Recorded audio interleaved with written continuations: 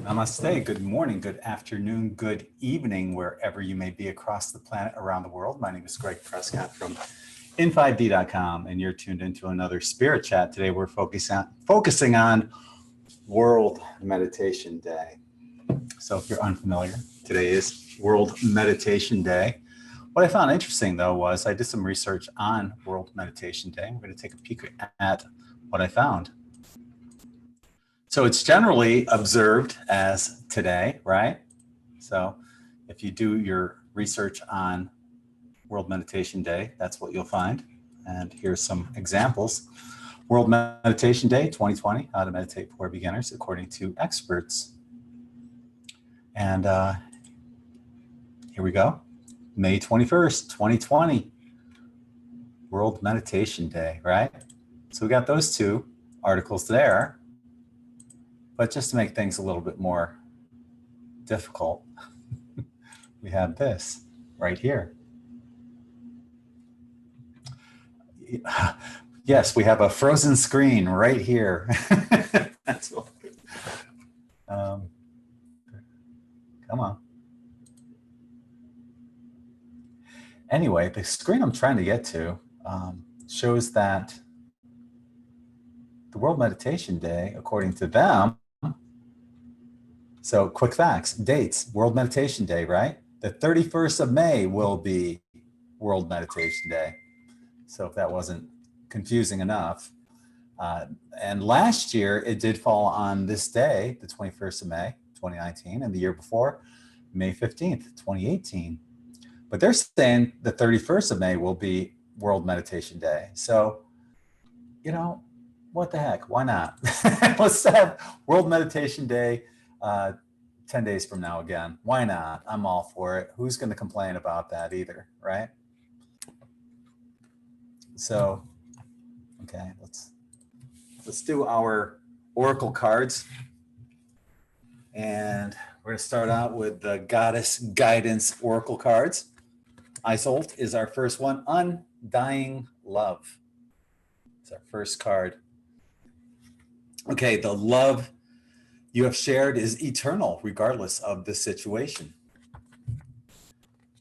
So when it comes to matters of the heart, your help is here. It's all around you and inside of you. Your inner wisdom may seem quieted by any pain that you feel, yet be assured that the healing you're undergoing is swift and efficient, and you truly are healing from the inside out. First, your heart must heal from its grief, loneliness, and any feelings of betrayal. This can take some time, so be patient with yourself.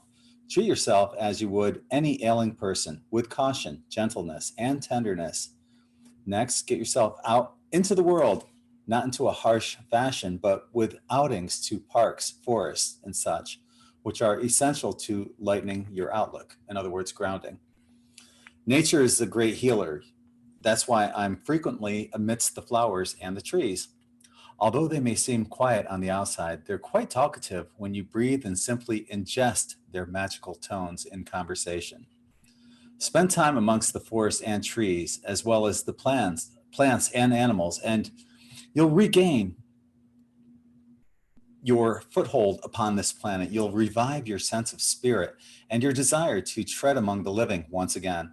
I promise you that your heart will mend, and that you'll also help others in this fashion along the way. That's a really pretty card, too.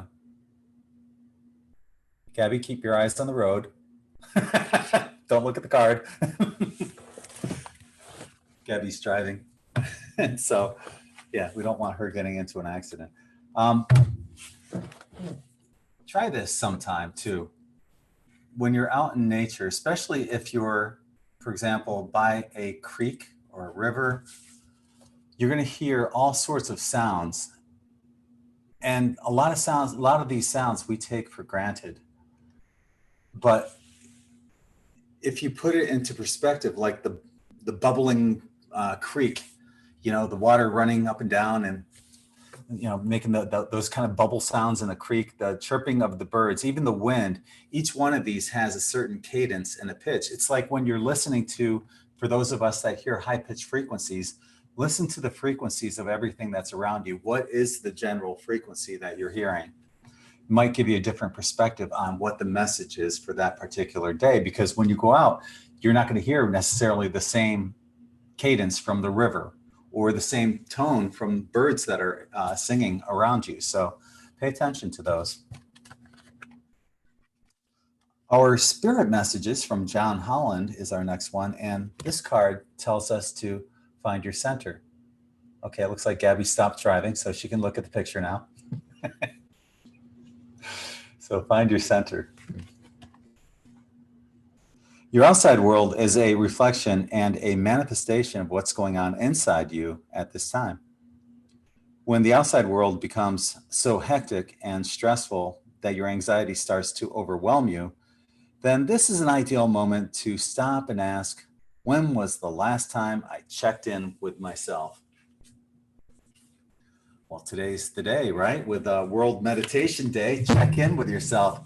Go within, get grounded, centered, find out what's going on. So, hopefully many of you have already done your meditation. What we're going to do though, I contacted Katie. She's out and about right now, but she may be coming on with us to lead in a meditation. So I'm not good at that stuff. If there's anyone else that would like to lead on a meditation, I highly encourage you to do that. So I'm going to post a link in YouTube, the YouTube, for our Zoom. And got lots more to cover here, so bear with me here. Boy, everything is like slowing down. That's like a message. My websites are, well, my web pages are just going so slow right now. And that's a common theme that I've been getting, especially with me having a lead foot when I drive.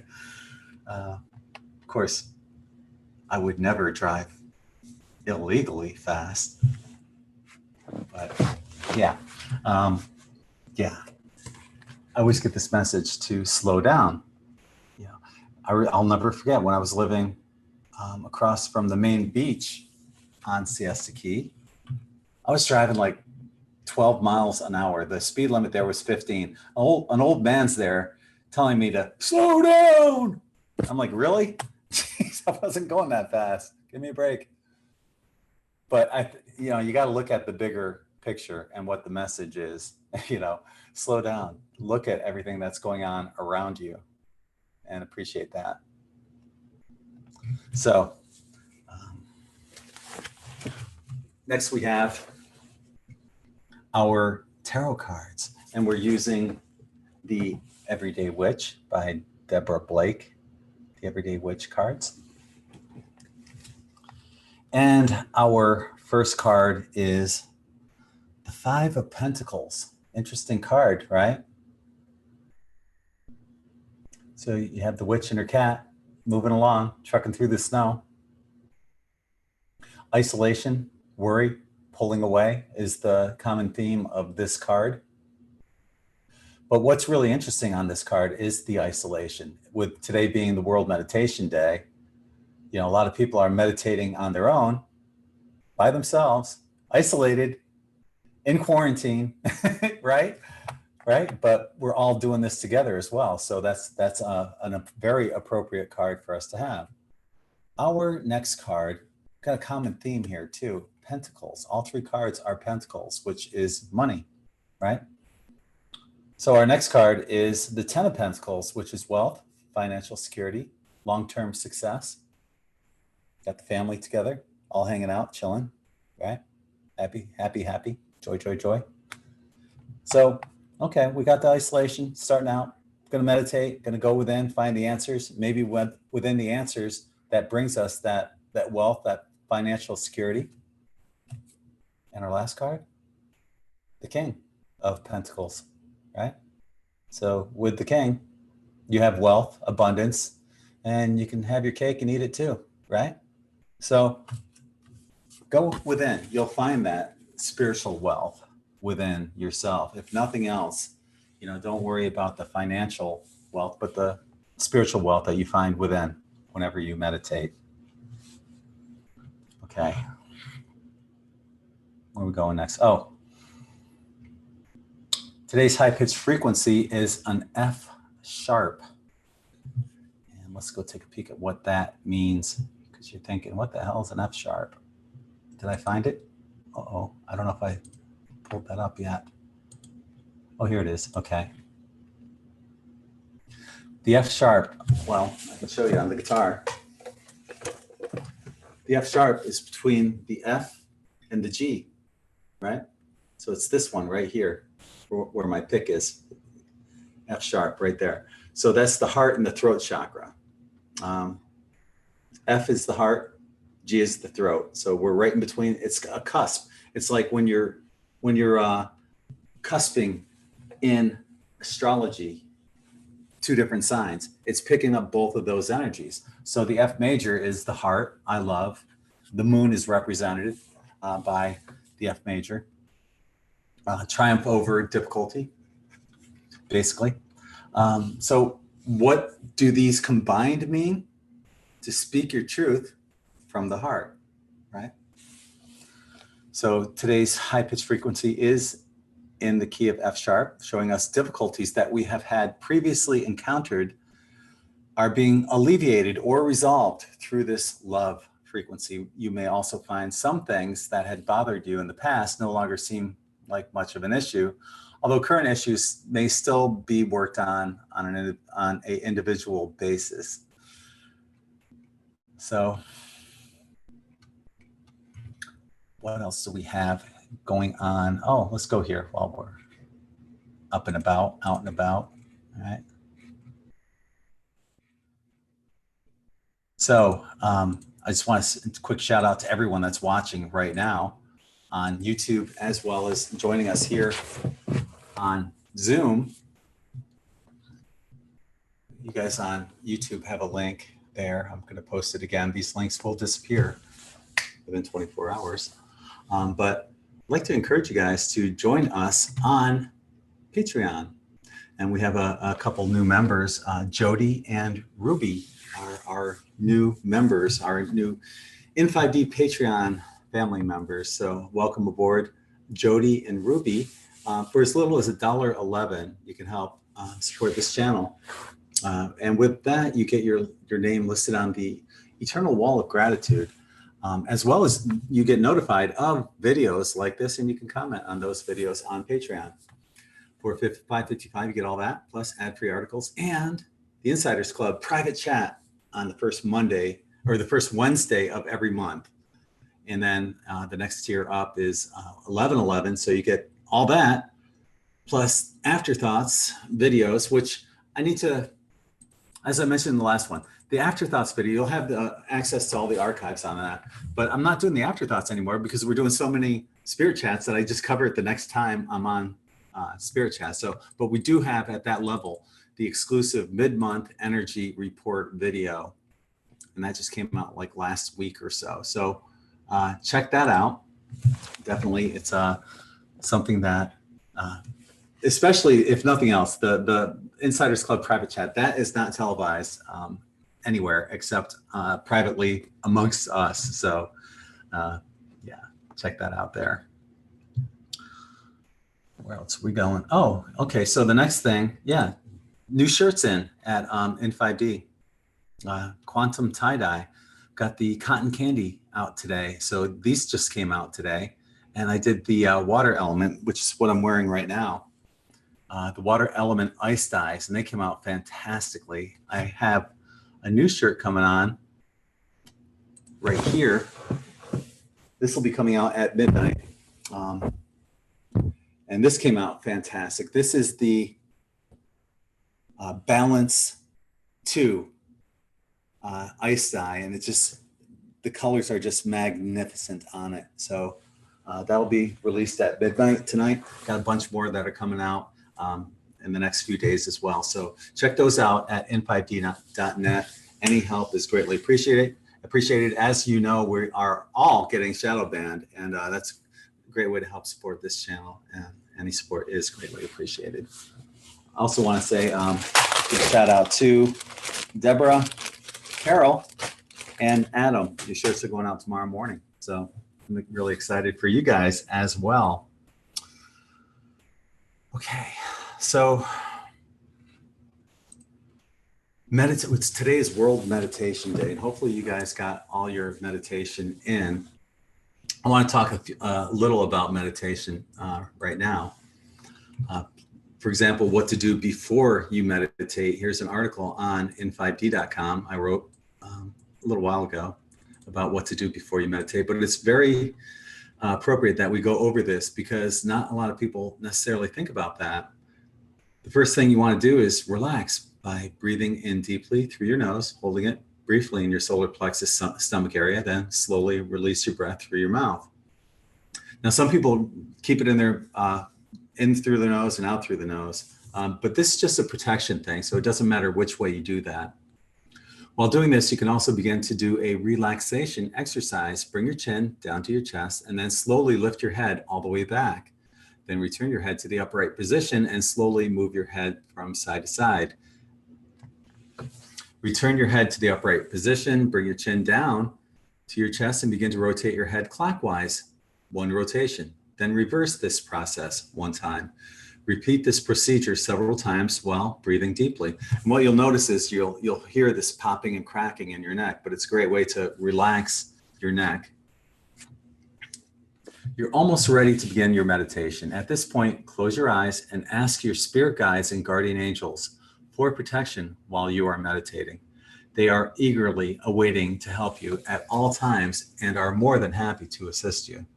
Envision a beautiful white light emanating from the center of your body and slowly extending outwards to cover yourself from head to toe. Try to feel this light entering all of your extremities. This is your divine spark that will help keep you protected.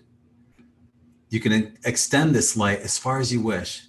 I often extend it to cover my room, then my house, my city, state, country, planet, galaxy, universe, and multiverse. The next thing I do is something I borrowed from a dear friend of mine, Miriam. I envision myself hugging the planet, sending complete unconditional love to the world. Now you are ready to begin meditating. If you are just learning about meditation, try experimenting with as many techniques as possible, such as the open eye meditation, mirror meditation, Vipassana, etc. You may develop your own style and technique, which is perfectly fine. So this is one that I really like. This is an third eye meditation, and it's so easy to do. I'll leave a link to this in the more info section of this video, but if you do this right before you go to sleep, you can open up your third eye easier than any other technique I've ever seen, tried, or read about. So it's so easy, so simple to do. And basically, I'll just wrap it up in a nutshell, but you want to check this article out thoroughly. What I do in this third eye meditation to open up my third eye, basically when you go to sleep, shut your eyes and just what you're going to see eventually, and just relax. And what you're going to see eventually is this, maybe it could be a blue, it could be a purplish white light, and it swirls around. Just kind of relax and let that go. And what happens is your mind will go into the alpha state. And that's where you start seeing getting those visions. And eventually that swirl will become faint pictures, the outlines of something. And eventually you'll actually see what that is. As you become more relaxed, it's kind of like looking at your aura. When you learn how to see your inner aura, eventually you can see your outer aura, but the outer aura disappears quickly because you get all excited.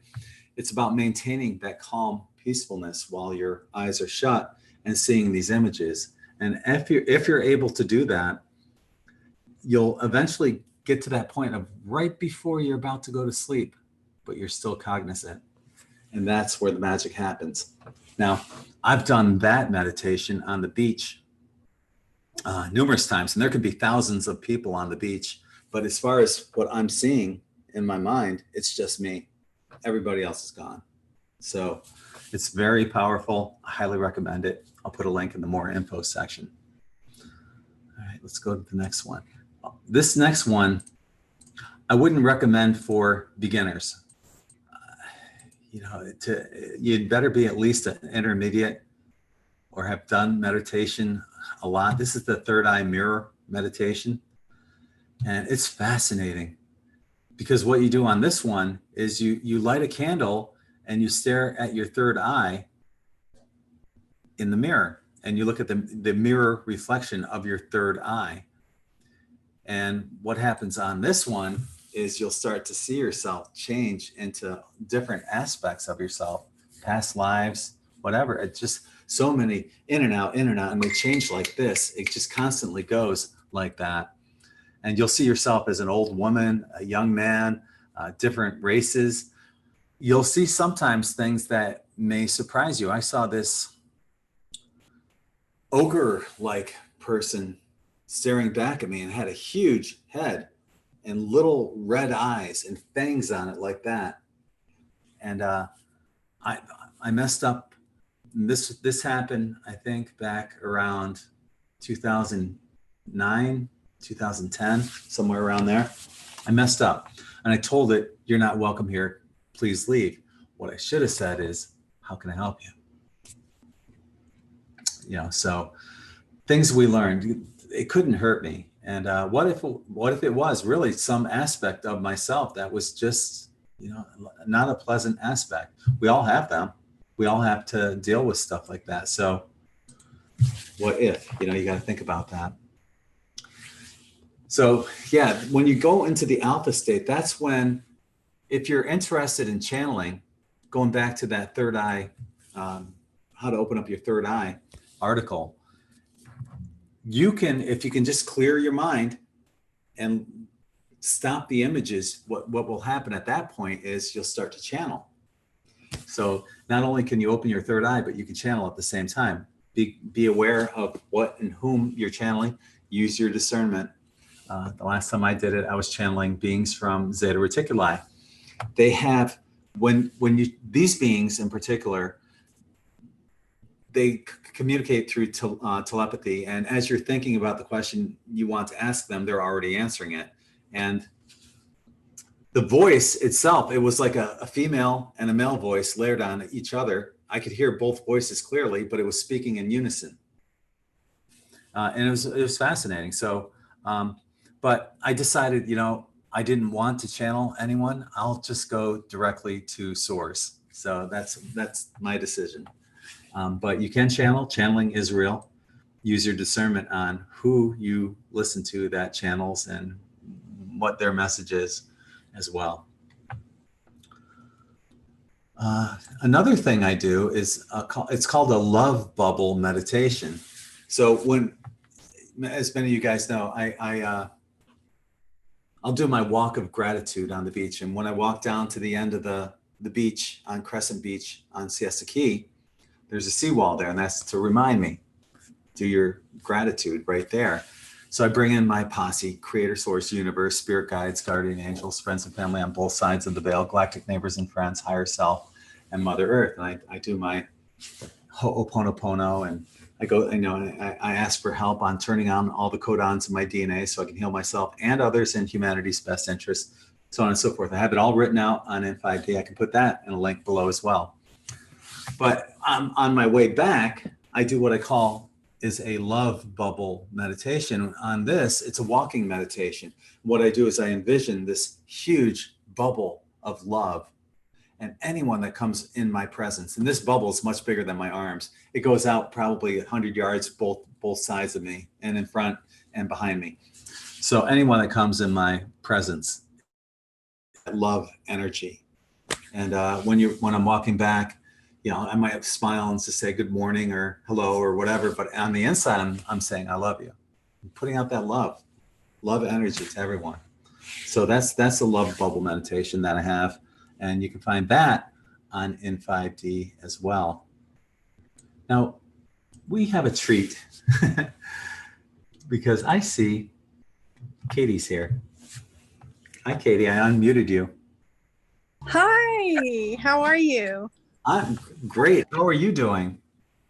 I have well, I guess my dog says I'm doing great. Yes, you're both doing great. I got a boot on and today. So I've gone from, gone from a cast to a boot. So I'm very excited. So I'm doing really well. And thank you for your letting me know that you're doing this. It's a beautiful day. Also, the meditation, because you know, you let me know the meditation came forward to help people become more feel more safe and secure about their future self. That's what came through for me. Okay. How do we apply that? How do individuals apply that to feel safer and more secure about themselves? Well, in the future, because we're so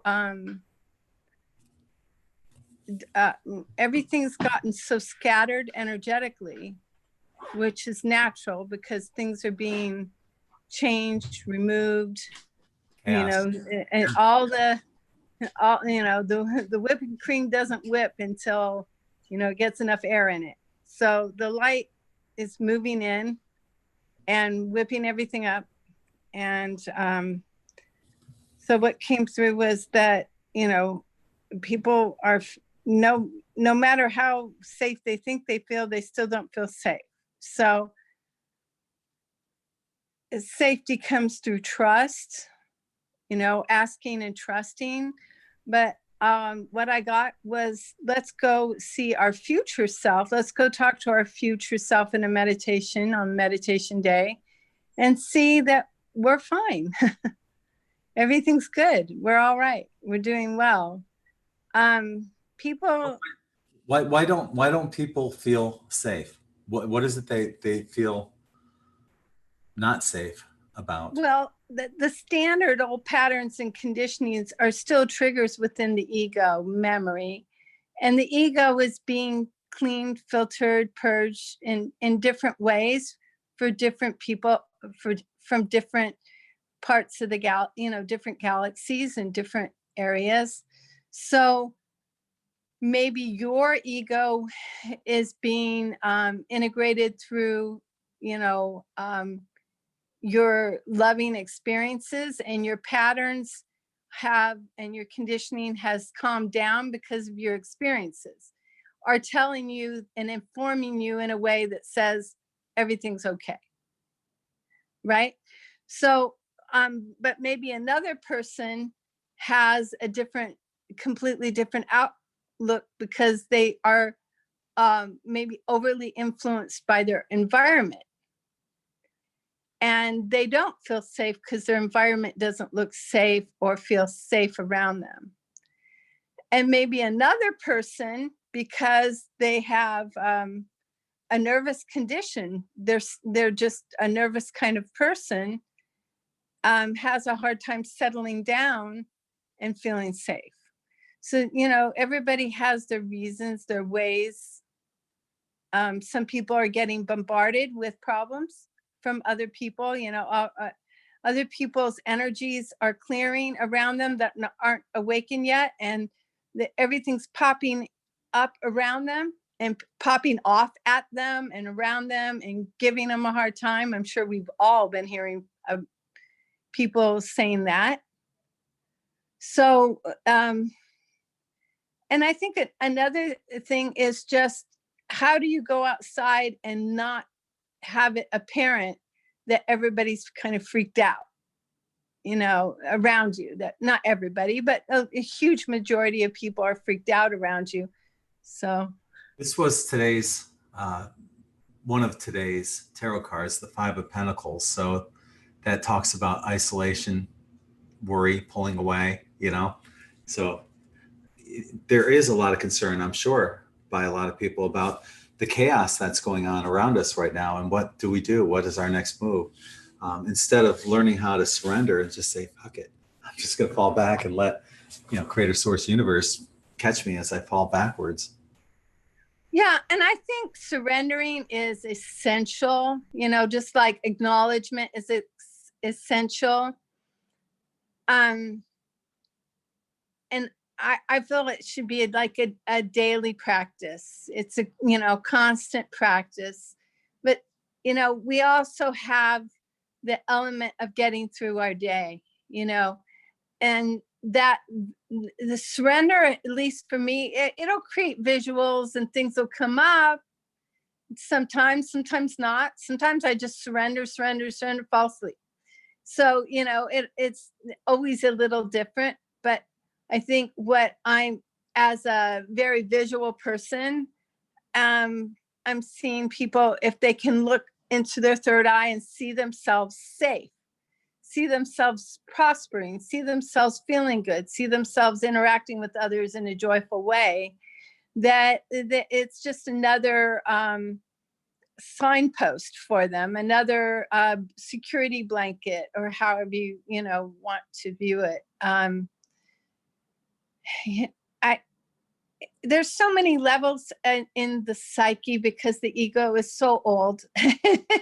It's so ancient. That, and that there's so many different angles of the psyche, and how incredibly intelligent the ego is. So, there's things you can do. You can feel like, I've done everything. I've done my breathing. I've done my meditation today. I got up, I did this. And then by afternoon, I know from other people's reports, by the afternoon, they're having a really hard day, So some people need a little more the security blanket, holding that security, doing the line of security blanket energetically and carrying around isn't always possible. There's just so many tools that we can use, and then somebody come up and suddenly catch us off guard and slap us sideways. We're not ready for it. But what can help us? Anything, everything. A little bit of everything sometimes is what we need, and sometimes only one thing we need. Interestingly, you had a reading recently with Allie. Oh, she is so fabulous. I'm in love with her. Well, that makes two. Yeah. She's it's so nice to see someone, a soul that's so genuine. She's just genuinely genuine, truthful, honest, and doing her very best in her genuine way. And it's beautiful. You just can't help but love her. Yes, she's taking a bath right now, but she said she's listening to us, and bring her into the conversation here, because she was telling you that you and I would be working together sometime in the near future on a spirit chat, and here we are doing this. Yeah, Allie, you were right once again. She often is. As a matter of fact, I don't remember when she's wrong. So she's really that good. Well, she was saying a little more than that, but I heard the rest of it. Yeah, I told her everything happens naturally, Yeah. Just let it hang, let it naturally occur, and it'll feel right, and that'll be blessed and beautiful. So, but I encourage people to get readings from her.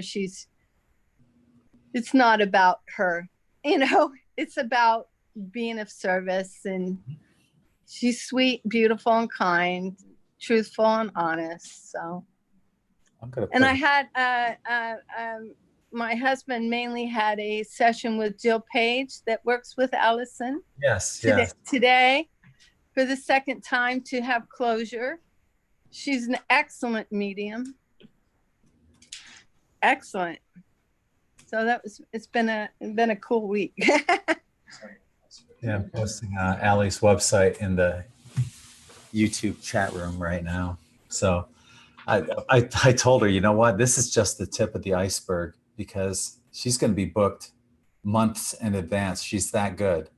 I can see that happening. So Well, the really, really nice thing about her is, you know, she's not trying to teach you any of her philosophical ideas. She's just simply trying to help you at the deepest level she can, and there's this purity thing I like about her. It's like I'm gonna say it, there's no BS. mm-hmm. And that is such a relief. Yeah. She jumps out of the bath apparently and is on the YouTube chat. She goes, "Oh, love you guys too." So yeah. Cool. Anyway, the energies right now are phenomenal as usual. And I did I don't know what you call what I do when I do a healing prayer. I don't, but I did one yesterday, more in the earlier part of the day, and the energies have shifted so much that the what showed up, the light that showed up, how it showed up, and what it did, and how it came through, and this isn't about me because I didn't do it. I'm simply a channel, and what happened. I haven't heard the other side of the story yet from the other direction, the call for help, but I was so blissed out all the rest of the day and night. I've never had it be so like, whoa. And so today is just, to me, perfect timing. We're here, with this new, in the new moon envelope energy. And wait, where's this energy coming from? Oh my gosh, I'm at the point like, where isn't it coming from? There's I think we forwarded you the article about the black star. That was from Diane. And that I think that really, really hot energy is from that black star that we're moving through. And we have, we all know we have Comet Atlas that has moved through. We have all these different things going on at once. And Mother Earth is still, at the bottom of my feet are just been so active. The cosmic rays have been very active because we've been at flatlined or K1 so much of the time for days.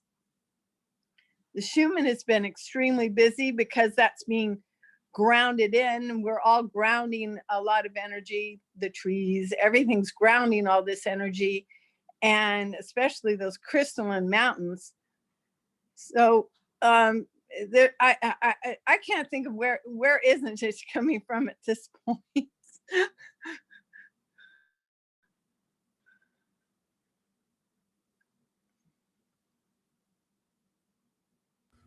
Gregg, you're muted. Yeah, so there's a multitude of energies that are coming in right now. I forgot to do the Schumann resonance earlier today, and this is what it is.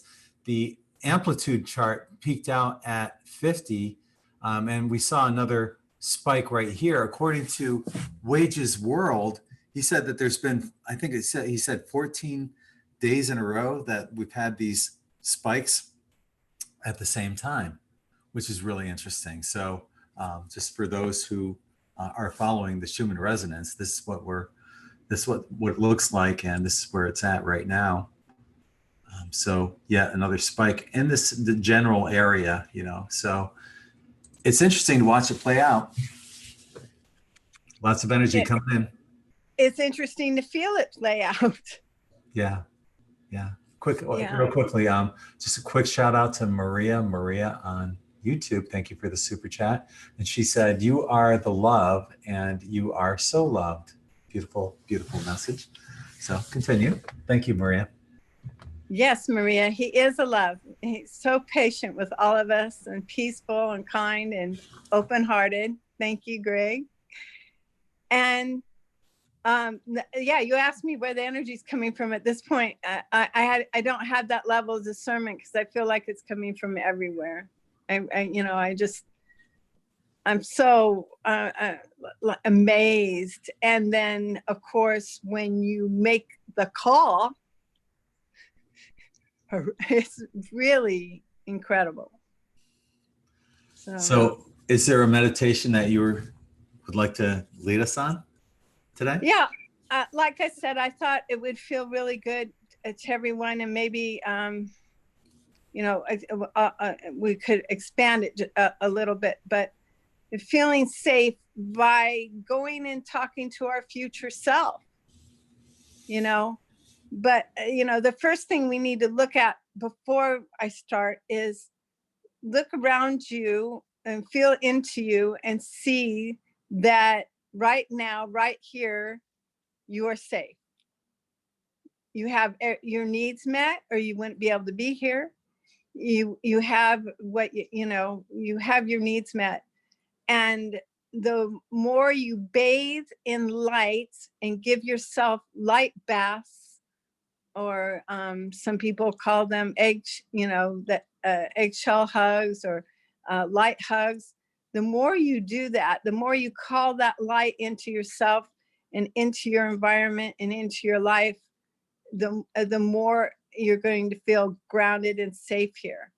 But the light is becoming more electrical. So, when it does hit a place and make it hurt in your body or something, just work it out, move it out, touch it, release it, move it out, because it's going to hit spots.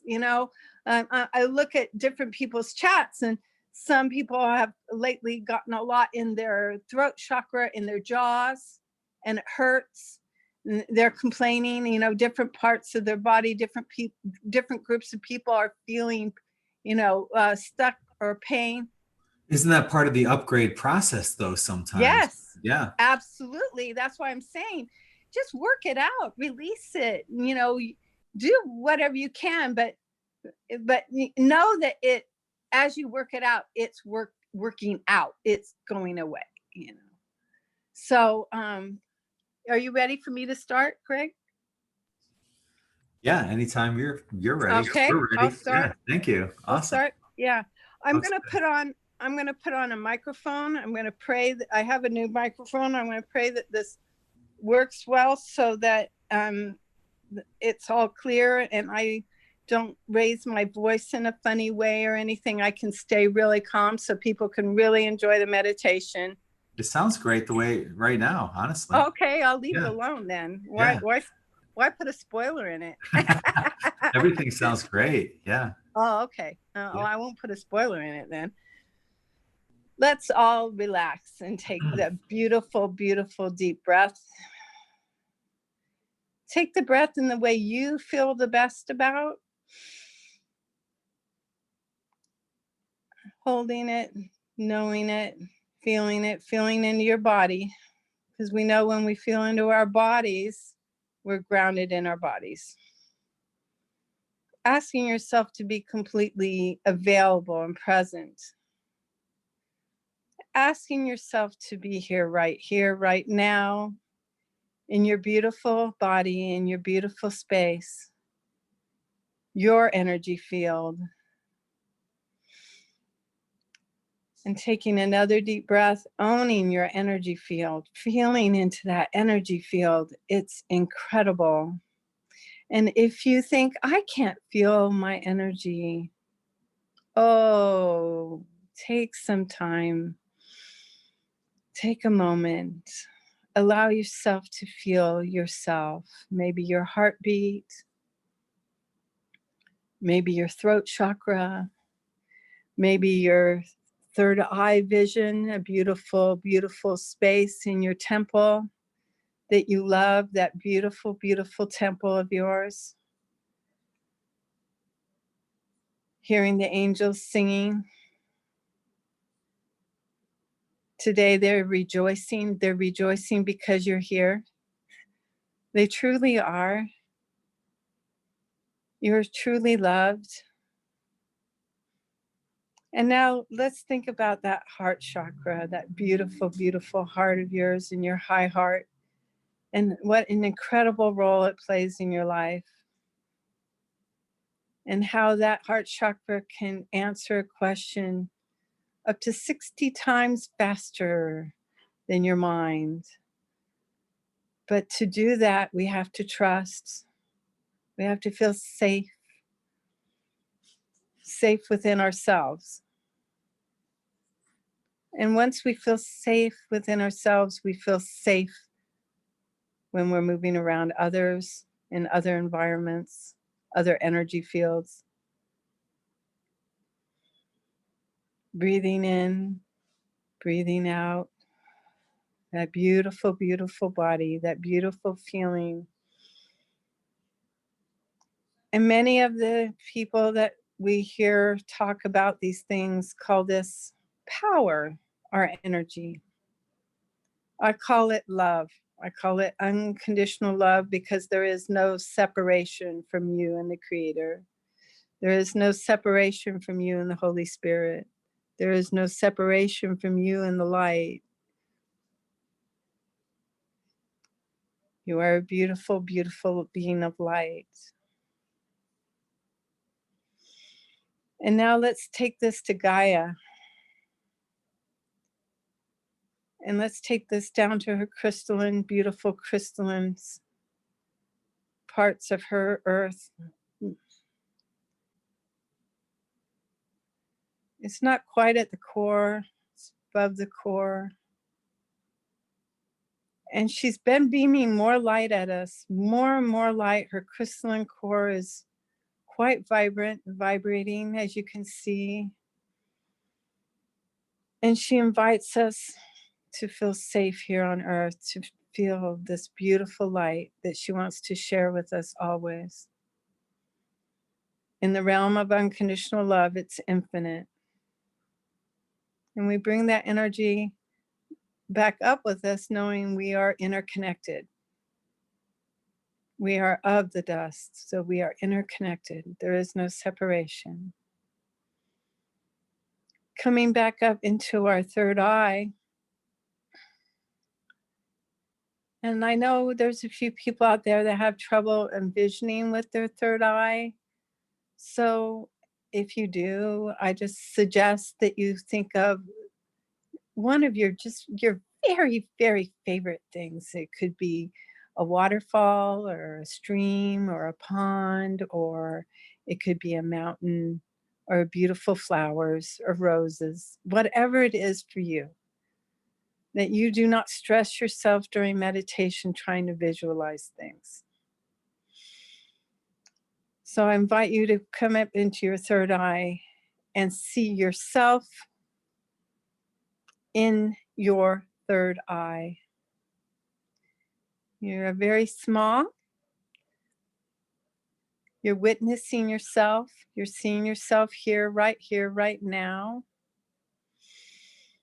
Connecting that with that small little visualization of you, the beautiful you that you are. And now I ask you to call upon your I am presence. And we align with our I am presence and our beautiful, beautiful, incredible being that we are. And through our I am presence, we come back down and we make sure we're in this beautiful alignment with our mind, our heart, down into the earth, coming back up from the earth to our heart and into our beautiful mind, our third eye chakra, up, back, out through our head, knowing our solar star is there, but beyond that is our I am presence, our galactic star. And our beautiful I am presence is ready and waiting for us. So we take our little self and we venture up into our galactic star of our I am presence. And we intend and ask to see our future self in this same timeline, okay? This same timeline. And we ask to see our future self. Let's just make it a year from now because we want to use one in this unity consciousness that we're in, this beautiful unity. And thank you for everyone for being here in this unity that we are in.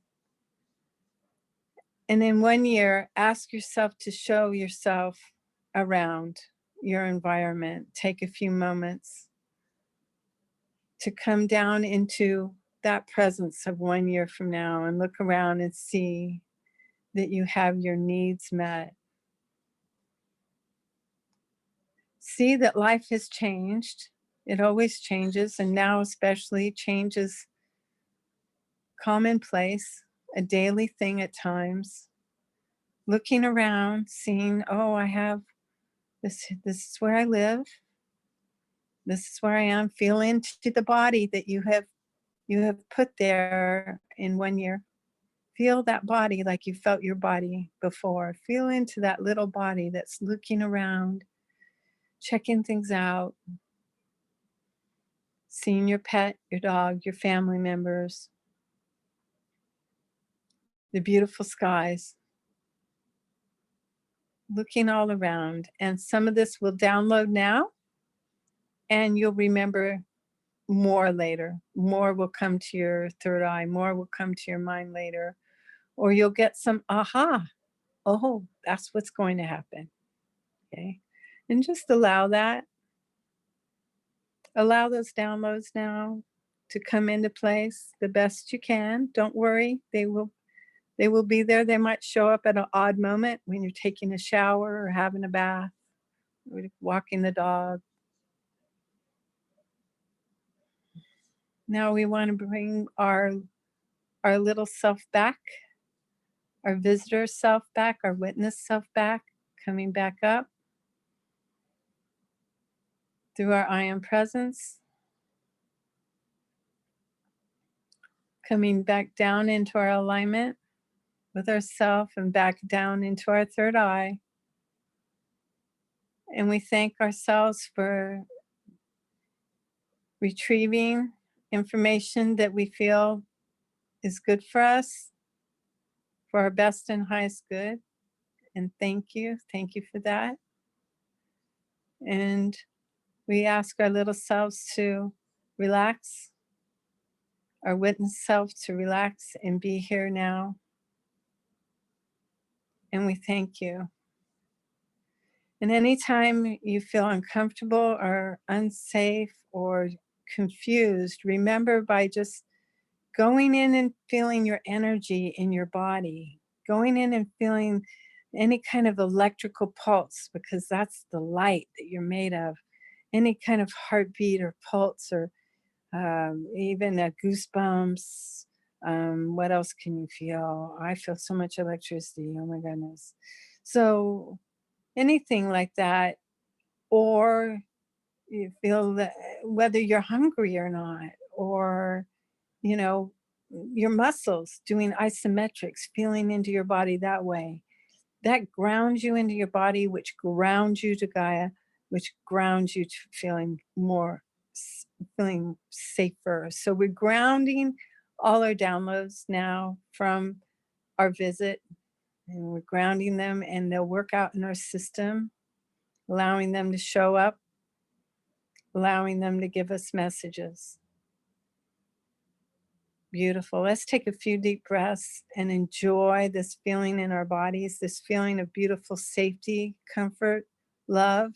And let's bring now in this light of our I am presence that we've already connected with, allowing the beam of the I am presence light to come shining in us, allowing that heart beam and our soul beam of light to come shining from out from within us, going out from us, allowing ourselves to feel this energy, allowing ourselves to know this energy in a way that we haven't before.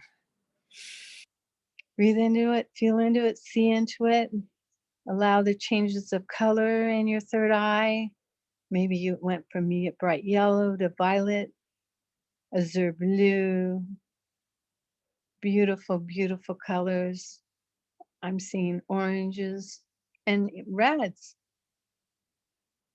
all the beautiful colors that support us in all the hues of the rainbow, allowing that energy to support us, encircling ourselves with that energy and grounding it, grounding it to Gaia, ground. Now, we haven't called in our guardian angels. We haven't called in anybody else or our guides. But if you would like to call in your guides now, this is a really a good time to say hello to your guides, say hello to your guardian angels, thank them for being here, for all the support that you know you're receiving, even though your ego tells you to be afraid, even though your ego sets you on fire to be upset or whatever happens, you do know that they're here. And this is a really, really good time to say thank you. Thank you for these blessings and grace. Please continue this support, this loving support that you're always, always giving me. Take a few moments, just breath. See if you see a guide around you you don't know yet that you might show up right now. A guardian angel that maybe you haven't seen your guardian angel or that guardian angel before. Most of you on this chat will have more than one, more than two, some of you, more than three. They're here for you, loving you. Allow yourself to connect and feel that love, that infinite, infinite realm of love, the beautiful, beautiful light that you are. And all the aspects of you, the aspect of your guardian angel, the aspect of your guides, the aspect of your ancestors, the aspect of your angel self, the aspect of your archangel self, the aspect of your beautiful, beautiful, beautiful I am self. So it is, so it is, so it is. Another deep breath. Now, may we set the intention that this beautiful experience continues, that you can tap into it easily and quickly with a few breaths, sitting down or standing up, going into your body, knowing that you're safe, knowing you are the light you are. Knowing how wonderful and beautiful, and thank you all for being here. You're miraculous. You've lived through so much, you've done so much, and here you are, still here, being here, full blown. Bless you all. In my name, so it is, so it is, so it is. Amen.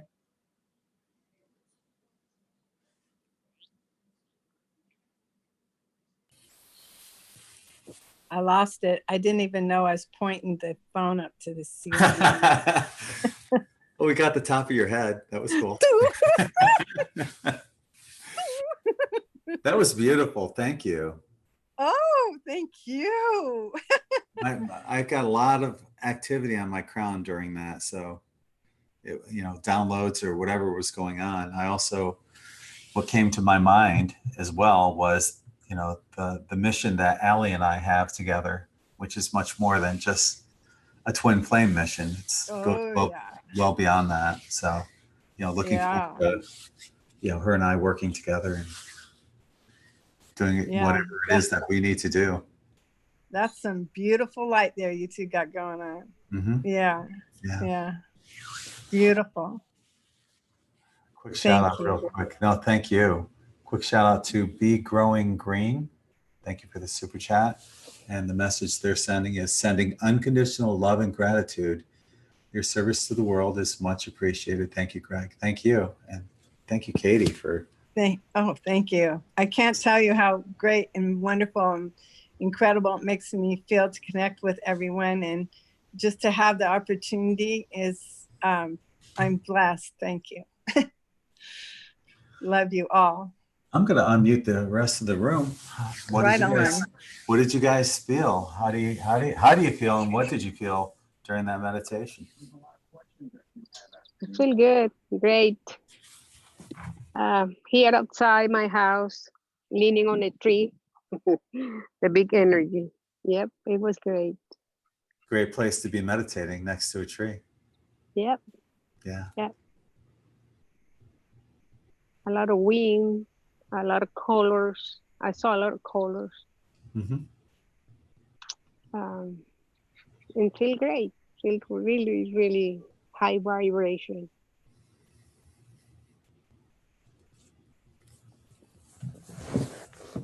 Anyone else? I don't know. Look, Stephanie, you with us? You there? Okay. I don't want to make any unintentional noises, so I'm just going to keep myself muted. Okay.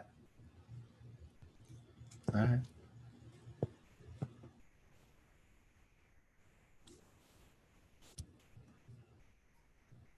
What about you, Gabby? How are you doing? I'm okay. Kind of hurts. Hurts. Yeah, just a lot came through. What came through? Well, at the middle part of it, I finally closed my eyes and stuff. I felt like everything was synchronizing. A lot of kaleidoscope stuff going on. Kind of felt like I was looking at butterfly wings for a couple times. And then it turned into the face of a phoenix that I've seen in books. And then all of a sudden all that faded away. And then there was this woman, and I was holding her hand, and we were walking up a staircase. And then Katie called us back. And then Did you recognize that woman? she seemed very familiar. Was that when Katie invited you to meet your guides?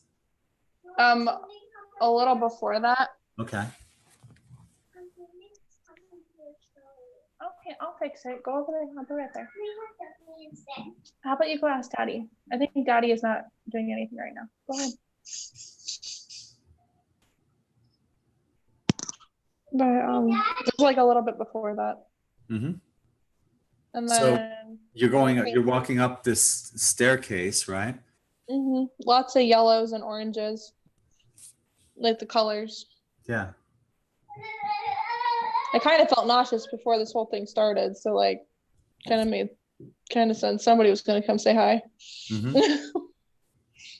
It's usually my ankle. Have you ever met your spirit guides? I've met other people's spirit guides, not my own. Really? Yeah. Do you think that might have been one of yours? Probably. I felt really safe with her, so. She had really pretty eyes. That's the one thing that stood out the most. They were very cat-like. Mm-hmm. A weird yellow color. Hmm. And she had really radiant red hair. That's interesting. So, all right. So the first thing I'm thinking of is, with the eyes, obviously Sirius, but the red hair, also Lyra. Redheads are from Lyra. Yep. I was about to say Lyra. I can see her image of what she's seeing, and it's very cat-like. It's beautiful, Lyrian, kind of energy. For me, I unfortunately wasn't in a great place to meditate, but I put myself in a remote viewing kind of meditative state where I can remote view and participate in life. And so, I kind of experienced, going into the steps she was talking about, seeing the higher, bright light of, connecting to that consciousness. And then all the my spirit guides came in, and it just gets me in a great connected energy and spirits to that consciousness guide like that. Like it's such a blessing to be able to see, you know, all these great things by connecting our energies together. Like anyway, I just feel blessed to be part of this, and I wanted to say that I could see the image of what you're talking about, and she's a beautiful cat, you know, energy like woman with like, you know, slinted eyes, red hair. It was like long hair. Does she have something in her hair too? Yeah, it kind of was like Yep. popped up here. Yeah. Yep. So she's just, you know, I mean, I don't know, you know, I mean, It looked like like around like sunset time too. Like everything was like radiating that like very safe, closed down, like don't worry about anything kind of vibe to it. I don't know. I just, yeah. Well, it's interesting. After we both mentioned Liren, also in chat, Christina Love also said Gabrielle has a Liren past. I've channeled a Liren for her before, so she did.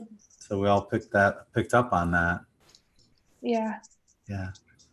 That Lyra is the birthplace of humanity, basically, and you know, my clue from being from Lyra as well is that the most uncommon hair-eye combination is red hair and blue eyes. They're Lyran. My dad, that's my dad, red hair, blue eyes. So, and then everybody in my family had red hair except for me. I don't know, blonde hair, and yeah. My grandfather has the red hair and blue eyes. That's interesting. I never knew that. Yep. I've experienced one of the most amazing things that I have experienced was I actually experienced that planet glowing up, you know, with a friend of mine, and you know, we co-experienced it, and I think it may have been this woman who came in to talk to us about it. It was this, you know, this voice, we didn't know what it was, came in and showed us the image of it, of the entire planet glowing up behind us. It was just incredible. I had channeled somebody about that too a while back. Somebody named Orion. He said just to call him Orion.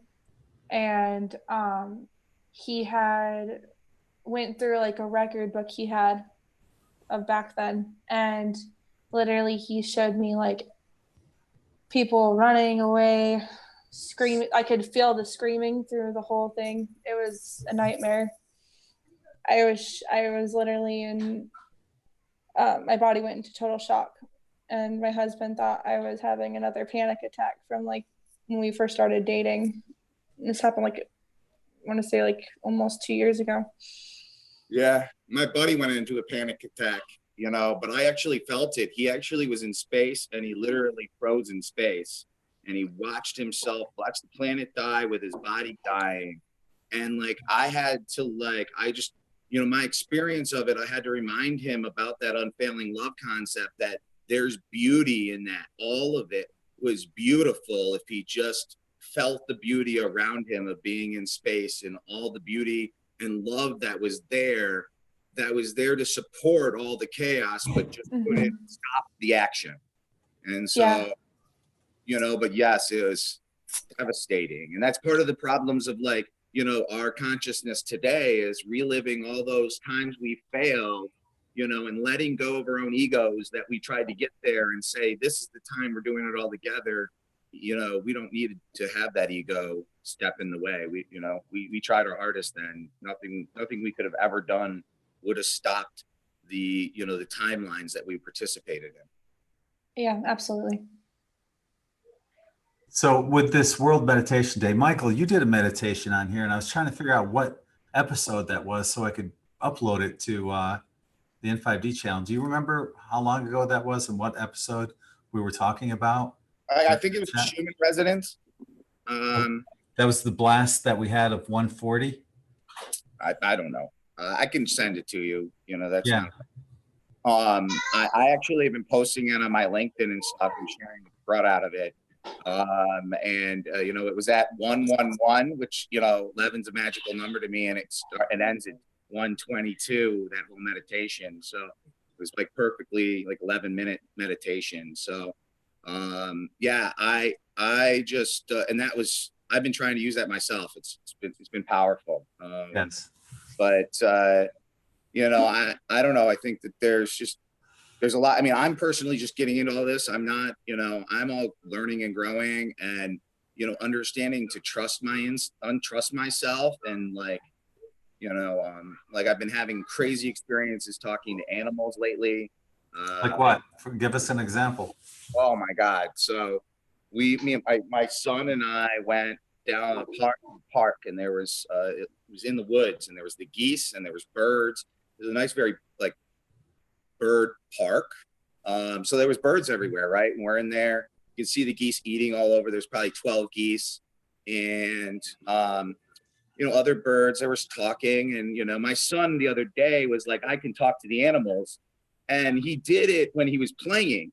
You know, he told the animals to be quiet, like very cutely was like, oh, please be quiet, you know, and all of a sudden the birds were quiet. Like they instinctively were like, because he said it so sincerely, right?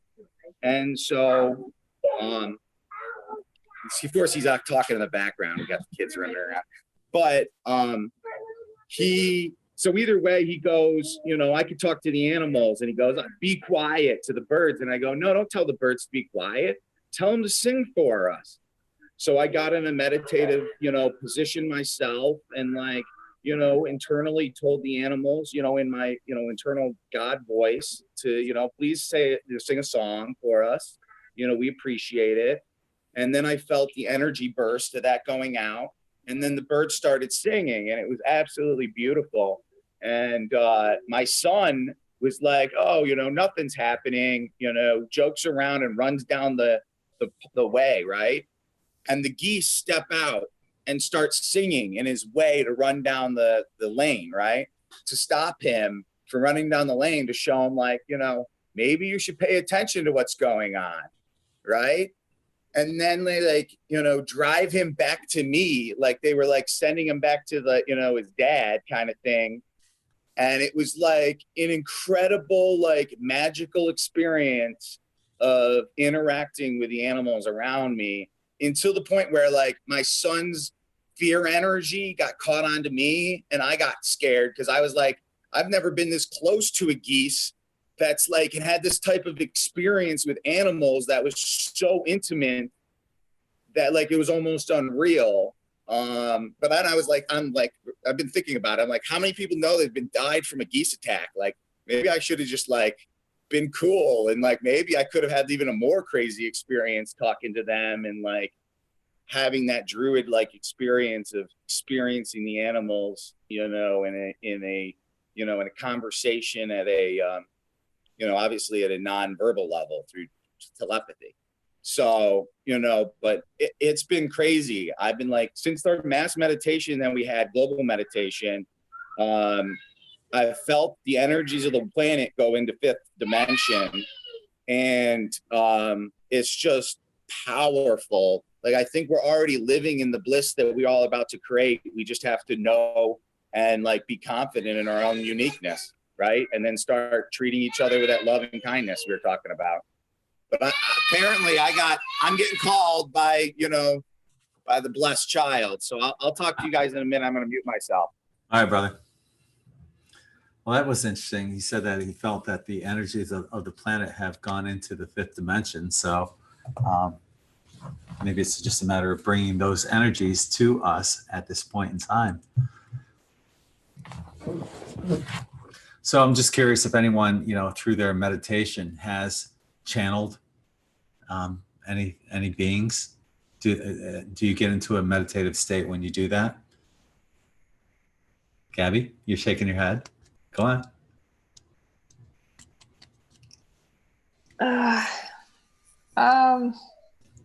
Yeah, meditative. But it's more of like, I'll have like one part of my body will be like exuberating in and out of pain, and I'll know it's because I need to like sit down and like let it go through.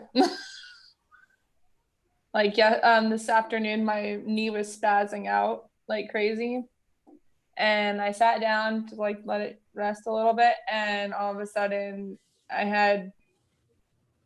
was just like I had something in my head like I was humming a song or something in my head, and all of a sudden it started like channeling out. And then I'm like, oh, I better flip and record this because like I know it was never going to come back the same way before. Like it just seemed like it was really unnatural. So I was like, okay, I'm going to record it. Exactly when I hit the record button, and I'm still going with it. I didn't even think about stopping to stop singing because it was just kept going through. It was 12:34 when it started. 1, 2, 3, 4. Yeah. Mm-hmm. Oh, okay. Okay, where's Dad? Go find him. This is Mommy's time. So do you channel anyone in particular when you get in that kind of state, or? It depends on the amplified energy of it. If it's something low, it's usually just a message. If it's something a little higher, it's somebody really wants to speak up. Then they'll either talk or they'll make themselves known around the house. You can see where they're at. Like I'll see like a corner of my eye, something will be off, and I'll be like, okay, maybe I need to go sit down and meditate for a little bit. Okay, all right. So I love talking about this because I've channeled myself, and I know I know it's real. When people channel though differently, and with me, it's an audible thing. I actually hear the voices, and like I said, it's a multi-layered voice, a male and a female speaking at the same time. Do you hear that, or is it just like a download message, or? Sometimes it's just words. Sometimes I'll see words going past my head, and other times it's a tune, or sometimes it sounds like a voice, but sometimes I'm not really sure if it's just me giving them a voice or if because I'm still like new to this. So like sometimes my brain will be like playing tricks on me, like, okay, yeah, that's real. Okay. And then you come back in and you're like, oh, maybe that was something else, kind of thing. Yeah. Well, when you do light language, you're channeling something. We'll get right to you there, Michael, because I'm curious you got something to add on. It's beautiful. Sorry. But I'm super excited. I don't normally get to talk about this with normal people. Like they don't get this yet. We're not normal people. You know what I mean? We're all normal. We're all brilliant, beautiful, normal, divine, unique souls. That's what makes us, amazing, is we're so unique. So you're getting like the audible, you're getting the singing, you're seeing it. So like that makes me understand why you can see like the symbols and things like that really amazingly. Like you were talking how the languages looked good, like normal to you the other night. That you were some of them looked a lot like Egyptian hieroglyphics to me, and then others looked like there was a couple of them that were like linking me more towards Chinese, like Mandarin. Yeah. And then it just like kind of just like went into like a whole like, then it kind of like swirled together. But I didn't really get, when Phil was doing it, I could tell there was more to it. So I only got the visual of what he was trying to explain. I never really got the actual verbiage, but. Yeah. So like I see movies. I've gotten like uploads of like, like something that would play, but like a super fast, like upload of all like a video, talking, like they really talk to me a lot mostly, but I do like Archangel Michael, I can channel him. I have Saint Katerina. She's one of my she's my spirit guide. So, and then I now can do most of my, at least a lot of my recent female relatives. Really weird, but the female relatives just come out and like they're always there protecting me. It's awesome. They seem very passionate too. When you're channeling, is it similar to the way I hear it? Do you hear like audible actual voices when you're channeling these people, or? I see them in their spirit body and they talk to me. Okay. Yeah, and then they can show me images, like telepathy wise, like they're standing by me and then they can show images. They can basically they're telepathically talking to me while I can see them through my third eye. Because a lot of times, you know, you'll hear about people that will get messages from them, but it's just like they're sending them messages without actually hearing the voice. So like what she was talking about, seeing them in the corner of your eye, like the cool part about that's how it started for me. I could see it in the corner of my eye. And as I cleaned out my pineal gland and like got myself to a better like understanding and being more clear about it, then they moved to like my forefront of myself or anywhere around me. Like now it doesn't matter, but like they're super clear in comparison to the way they were before, where they were just kind of like blurry. You know, and I mean, it's been happening all my life. I just don't know, like, you know, I didn't know what the hell was going on. You know? Do you think that's because the veil is lifting and it's becoming easier to tap into those kind of energies? You want to be honest? I think it's because I tried to, you know, I almost died, you know, right? So like all that health, the experience of like not sleeping for 5 days and meditating and going to report the rape and all that other stuff and like all that stuff. And then having that guide experience of them coming down to telling me that I need to talk about, you know, real love and like what that really means and not do anything else in my life because none of it else matters. And, you know, promising to them that, you know, I'll pay attention for 30 minutes if I, you know, can start, you know, loving again, right? And doing and showing people about the power of love. Because I learned about Emoto, you know, 15 years ago when I was a physicist. I learned about thoughts, you know, I learned about that, you know, 97% of energy people you can't understand, you know, and that, you know, you can change a dice roll with your thoughts, you know, that was what my teacher was doing research for NASA and could show how she could change dice rolls with, you know, people's thoughts. So like, you know, all of those things now just taught me that I need to change my thoughts. And that's how I got, you know, unfailing love, and that, you know, we need to all, you know, love our authentic selves and then show, you know, both bliss and kindness inwards and outwards. And it starts with inwards, right? We have to love our authentic self first, love who we really are, and show that feeling of bliss to ourselves and show kindness to ourselves. And then we can show kindness to others, show them what bliss feels like because they can feel it radiating off of us. And, you know, we can all appreciate our all uniqueness. Like, you know, some of this music and language, and I don't have, there's certain gifts I have no clue to, right? But that's why we're all unique. Like, and that's why I can cherish those things. Like I couldn't sing some of the beautiful, you know, voices I've heard on this channel before. I would, you know, that's not my gift right now, but it's beautiful to listen to other people, you know? And so it's, and like, that's what I think is going to be incredible as we move into this next dimension, as the creativity like skyrockets and people like can actually take time to appreciate music and art and, you know, the histories that come through from people's channeling and, you know, all the stories. And I mean, the amount of information that is going to just get uploaded to the entire world through all of us, like just finding ourselves to a whole new level is just going to be magical. Like, obviously there's going to be so much content. We'll never, you know, be able to appreciate everybody, but you know, it's just going to be I don't know. I just look at it as a love fest. Like me, I'm just like, I get all googly eyed because, you know, it feels so good to think about how beautiful it'll be, you know, as we create it together, you know. Michael, Go ahead.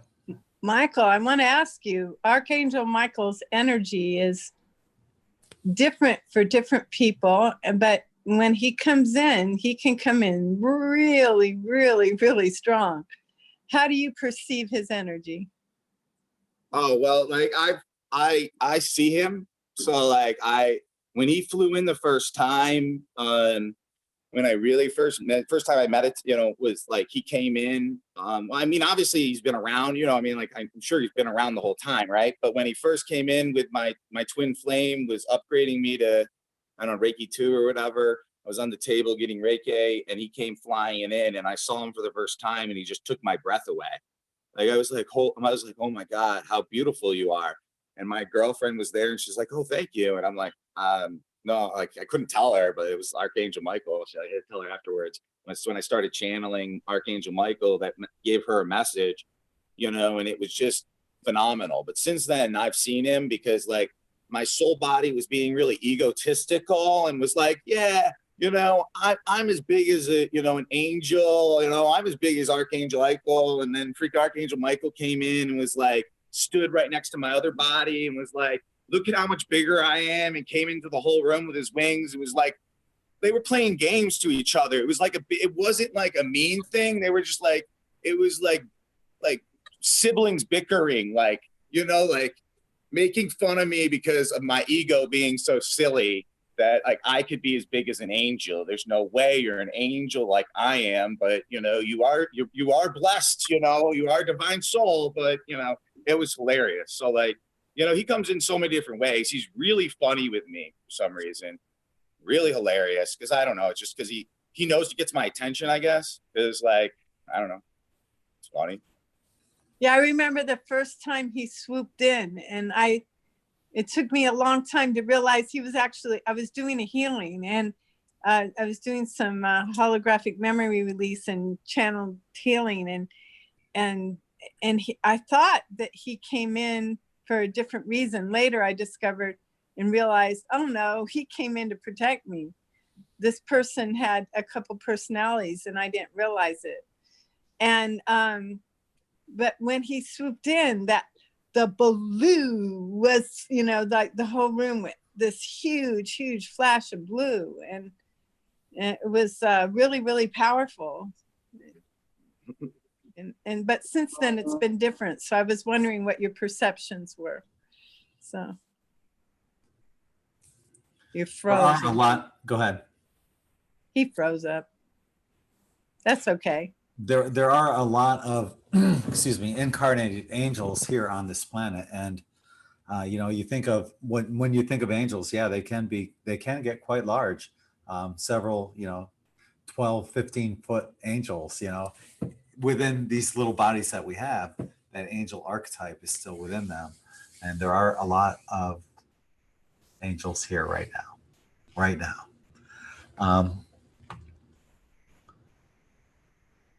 There are a lot of people too, and this is what, you know, what we were kind of talking about with Michael, that, you know, it seems like the veil is lifting and people are getting abilities. He's watching his child talk to the animals, and he's talking with the animals with his child, you know, and there are people out there that are seeing people on here that have these abilities, like Gabrielle being able to channel. It's beautiful. And sing the channeling as well. Phil being able to channel.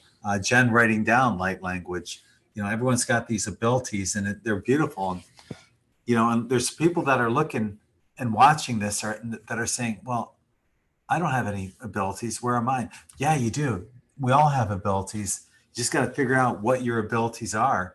And, you know, and we all have different pieces of the puzzle. My gift is I see things before they happen. I channel, there's a bunch of things but you know, it doesn't make me any different or any better. It's just like that some of us have these abilities that we're tapping into a little quicker and earlier, but everyone has these abilities, and you can figure out what they are and get through them as well and join in. So Christina, what's your ability? You're here. I'm going to throw you into the fire right away. You there, Christina?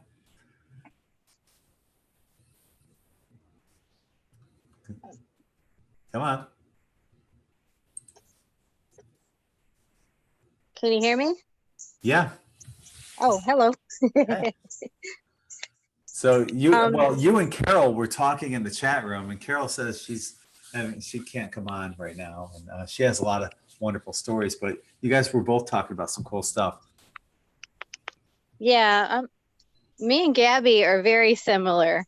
We've had a lot of similar experiences with singing and channeling and being able to write the language that comes through. Maybe you guys could do a duet, a light language duet. That would be cool. Oh, she has a beautiful voice. I sing all the time, but I don't have the best tone. Well, give us a few bars. You can do it. Okay, hold on. Let me sit down. Okay. You can do it.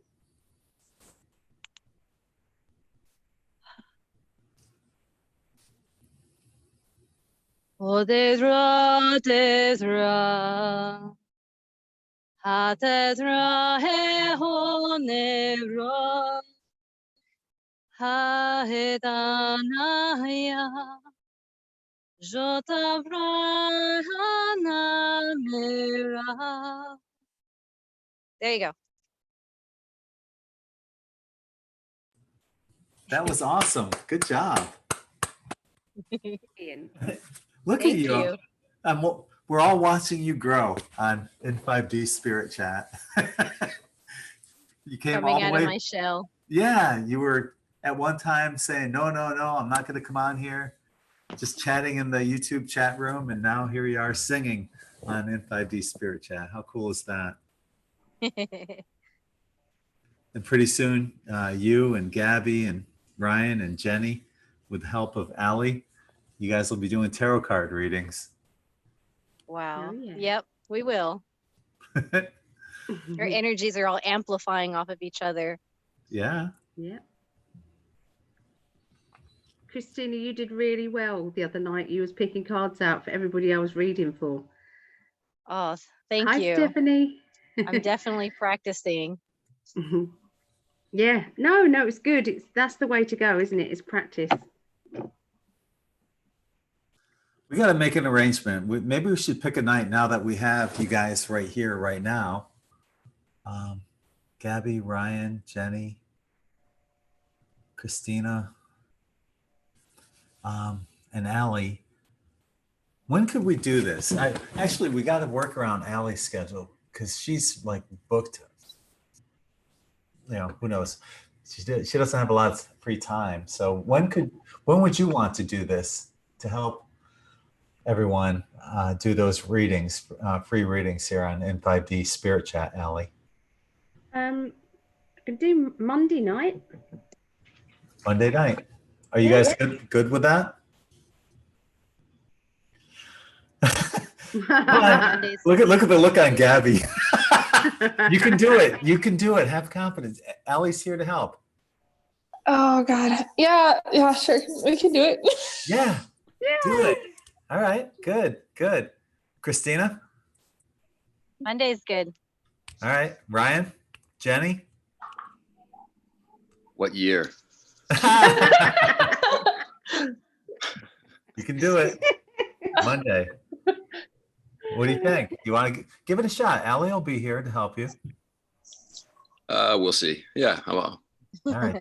Go check it out, you guys. I'm going to hold you guys to it. The 25th. Monday, the 25th. All right. Good. Doesn't have to be linked just to those people though. Everybody could have a go, couldn't they? Oh, they're your students. They teach me lots too. It's like the session that me and KD had. Oh my goodness. Mm-hmm. I loved it. She was teaching me so much and pushed me right outside of my comfort zone. The things she was like asking me to do things like I've never done that before. So, yeah, loved it though. Yeah, I didn't reveal too much of the conversation that you guys had that you shared with me afterwards. But I did reveal the part of, after the meditation that you and I have some big things to do here outside of the twin flame connection. Yes. Mm-hmm. Yeah, I'm looking forward to that. Yeah, me too.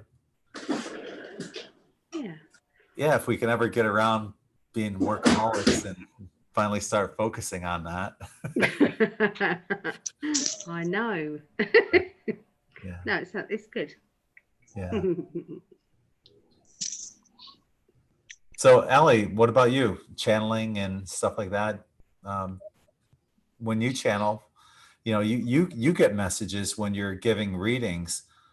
Who's giving you the messages, and do you audibly hear it, or is it just like thoughts that come into your head?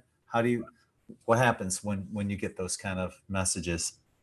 All different. Sometimes it's I'm actually seeing like a cinematic, like a movie going on in my head, with but it's like I say on the reading sometimes, I don't know who plays which part. It's like conversations that haven't happened yet. I can understand what the emotions are for each person, but I can't understand sometimes which one is saying what. But I think everybody should put their voice memos on and just talk into your voice, just because as soon as you start talking, they'll come in. If you're on your own, driving in a car, it does happen. See what comes. I've been known to tell myself off as well quite a lot. I'm like, how dare you? Oh, sorry, it's for me. See, this is the kind of stuff that I look forward to just doing with you and hanging out and just having fun stuff like that, working on telepathy and just cool stuff. I'm game. Yeah. Yep. Everyone's very quiet tonight, aren't they? Yes. Maybe we should get a room.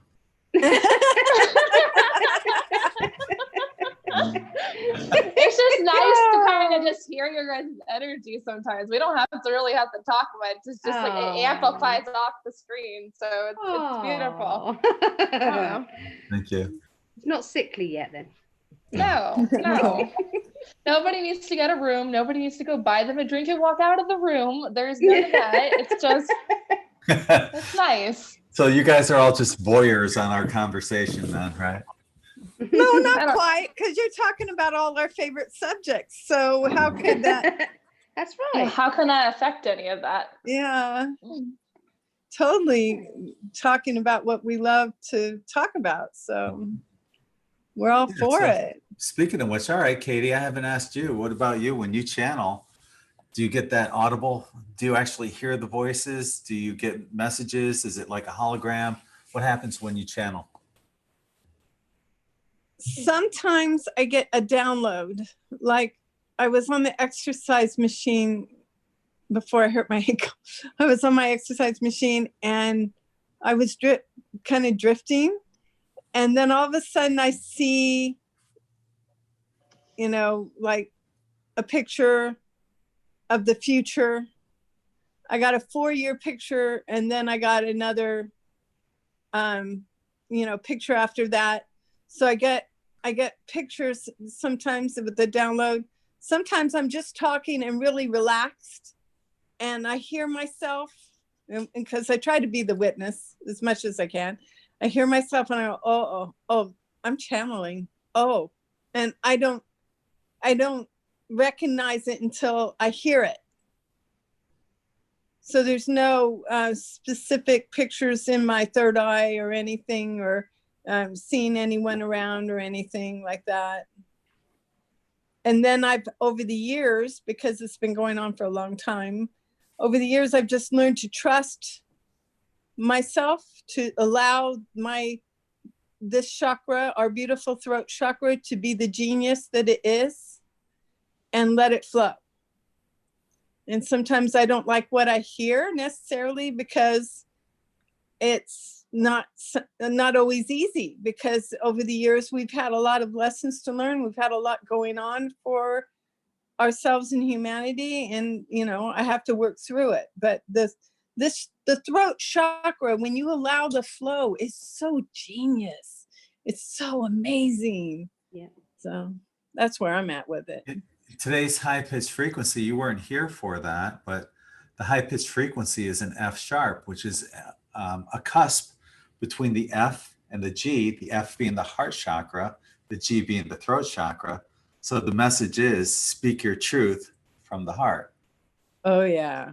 Oh, that makes total sense. Yeah. Last night, it was really high pitched. I don't know what it was, but I was ringing like a church bell. So, Really? Yeah. Okay. It was very high pitched. Mm-hmm. Did you know what key it was in last night? No, I'm sorry. I was lying there just going, wow. Does your husband channel? No. No, he's very clairaudient, as you know, but no channeling. No. So why doesn't he ever come on with us? I hear it. He's listening. He's listening in the background. He's wearing his ice t-shirt. Awesome. Oh man, that's a beautiful, beautiful shirt. Yeah. I like it a lot. Yeah. That came out really well. Nice. Yeah, me too. Yep. You've got yours on. James has his on. Jenny had the fire one on, the fire element, but she's not on right now. So right on. Yeah. Yeah, I think that throat, when we just allow ourselves to speak our truth and allow our and the energy to flow through us and trust, that we're here, our intention is to be here for the highest good, and just let it flow. It's amazing what happens. It's just absolutely amazing. Mm-hmm. But it seems a lot of people are afraid to do that, because they're not living in the heart.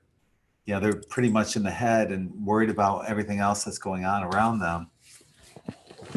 They'll get there. What's the key of getting out of your head, in your opinion? Ooh. You have to be willing to give yourself the time, effort, and energy to bring yourself back to your true self over and over and over again. I mean, after I've lived through the dark night of the soul, it seemed like a few times, you realize that I'm battering myself, literally. When you're in the dark night of the soul, you realize I'm just beating myself up, and I'm not going. You have to be determined. I'm not doing that.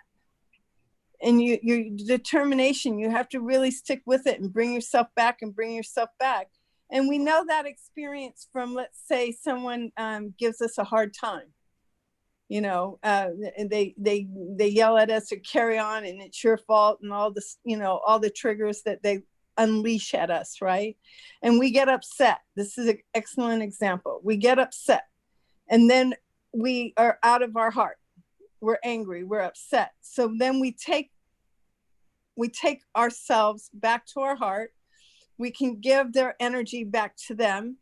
This is your stuff. It's not mine. It's yours. You need to deal with it. I'm willing to love you and help you, but we give it back to them, and we deal with what is our part of our responsibility, which is to love ourselves, even the part of ourselves that's hurt, even the part of ourselves that is upset, angry, all those things, to give ourselves that time, that attention, that acknowledgement that we're really desperate for, because of the separation that we feel that is not the truth. We're not all separated from God, but that through that separation that the ego has created over millennia and all the different ways it's created it, we feel abandonment. And when we work through all that, it's worth it.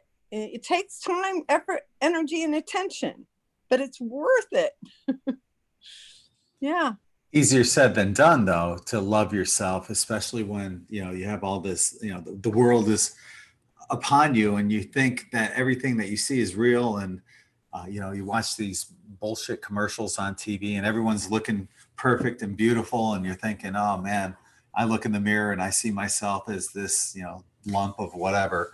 You're comparing yourself constantly to other people, and people, that's horrible, because everyone, if they could only see their true divine flame of beauty and divine wisdom within themselves, you wouldn't judge the outside shell. Gabrielle. And also, they don't know that they're sensitive. They just assume they're still in that matrix, that they think it's something else. They don't realize that they have these divine light bodies. They don't realize any of that. And it's breaking free now, but you still have maybe that, 15% people that still have that contrast going on. My husband's one of them. He still doesn't believe that he has sensitive abilities and stuff. Like, I was having a channeling moment and he instantly went to doing Reiki all over me and he didn't know anything about it. And then he forgot about it like literally the next morning. They don't know. And even if you tell them over and over again, it's for them to figure it out. Sometimes people are just really stubborn. Mm-hmm. But he's, he like everyone else has all of these abilities. We all have them. They all do. Yeah. So, mine is not light language like yours. That's why I'm so fascinated about it. And maybe I do have that ability, but it's just something I haven't tapped into just yet. But hearing you guys do that light language, it's beautiful. I love hearing it. So, you and Christina and Phil and everyone else that does it, it's wonderful. Yeah, I think I fought that for a long time, the light language. I even told my mom once that it was stupid because she just said it was, we were talking about the Holy Spirit and she wanted me to get my language from the Holy Spirit, and I was fighting it for a long time. Mm-hmm. And I don't think she even realized how greatly it was hard for me to like break out of that moment. But when I did and I let it go, it was like an amplifying of my natural talent that I didn't even realize was there. It was like an untapped source. By the way, thank you for sending me those. Oh, you're welcome. Yeah, no problem. Yes, awesome. Beautiful. And Christina, you have a message on YouTube from Carol. She's saying, Christina, I love your hair. So her hair is fantastic. Is that it's red, right? Purple. Pink. You're muted. Yeah. It was a dark purple, but it's just a conditioner, so it gets lighter. So now it's like a pinkish purple. Okay. Yeah. Thank you. do most women know what their hair color is anymore? I'm seeing a lot of no's. No way. Don't even know. Yeah. All you guys can say is it's not gray. Not yet. That's what Ellie says. I can't wait. I hope it's like all white when it comes in. I got my first gray hair and I'm super stoked about it. Like, awesome. Yay. You're stoked about it. Yeah. That's funny. Katie's happy too. I had it in my beard, but I haven't had one on my head yet. Now I got one. I'm like, yeah, cool. I'm finally starting to get a little bit of wisdom in my life. That's how I feel. Right? Yeah. We're going to call you Frosty, James. We're going to call you Frosty. My kids call it icing. Yeah. They got icing in their hair, Mom. Yeah, they sure do. That's adorable. Yeah. So Andy Monks is here with us. What's up, Andy? Hey, Greg. Just enjoying the show. Yeah. Do you channel? Having a good time. Do you channel at all? I haven't had a lot of experience with that, but I did have a visualization that I wanted to share with you guys, and maybe even ask a question to the group and see what you guys think about. Lately, I've basically, it's sort of like a prayer, but more like a command.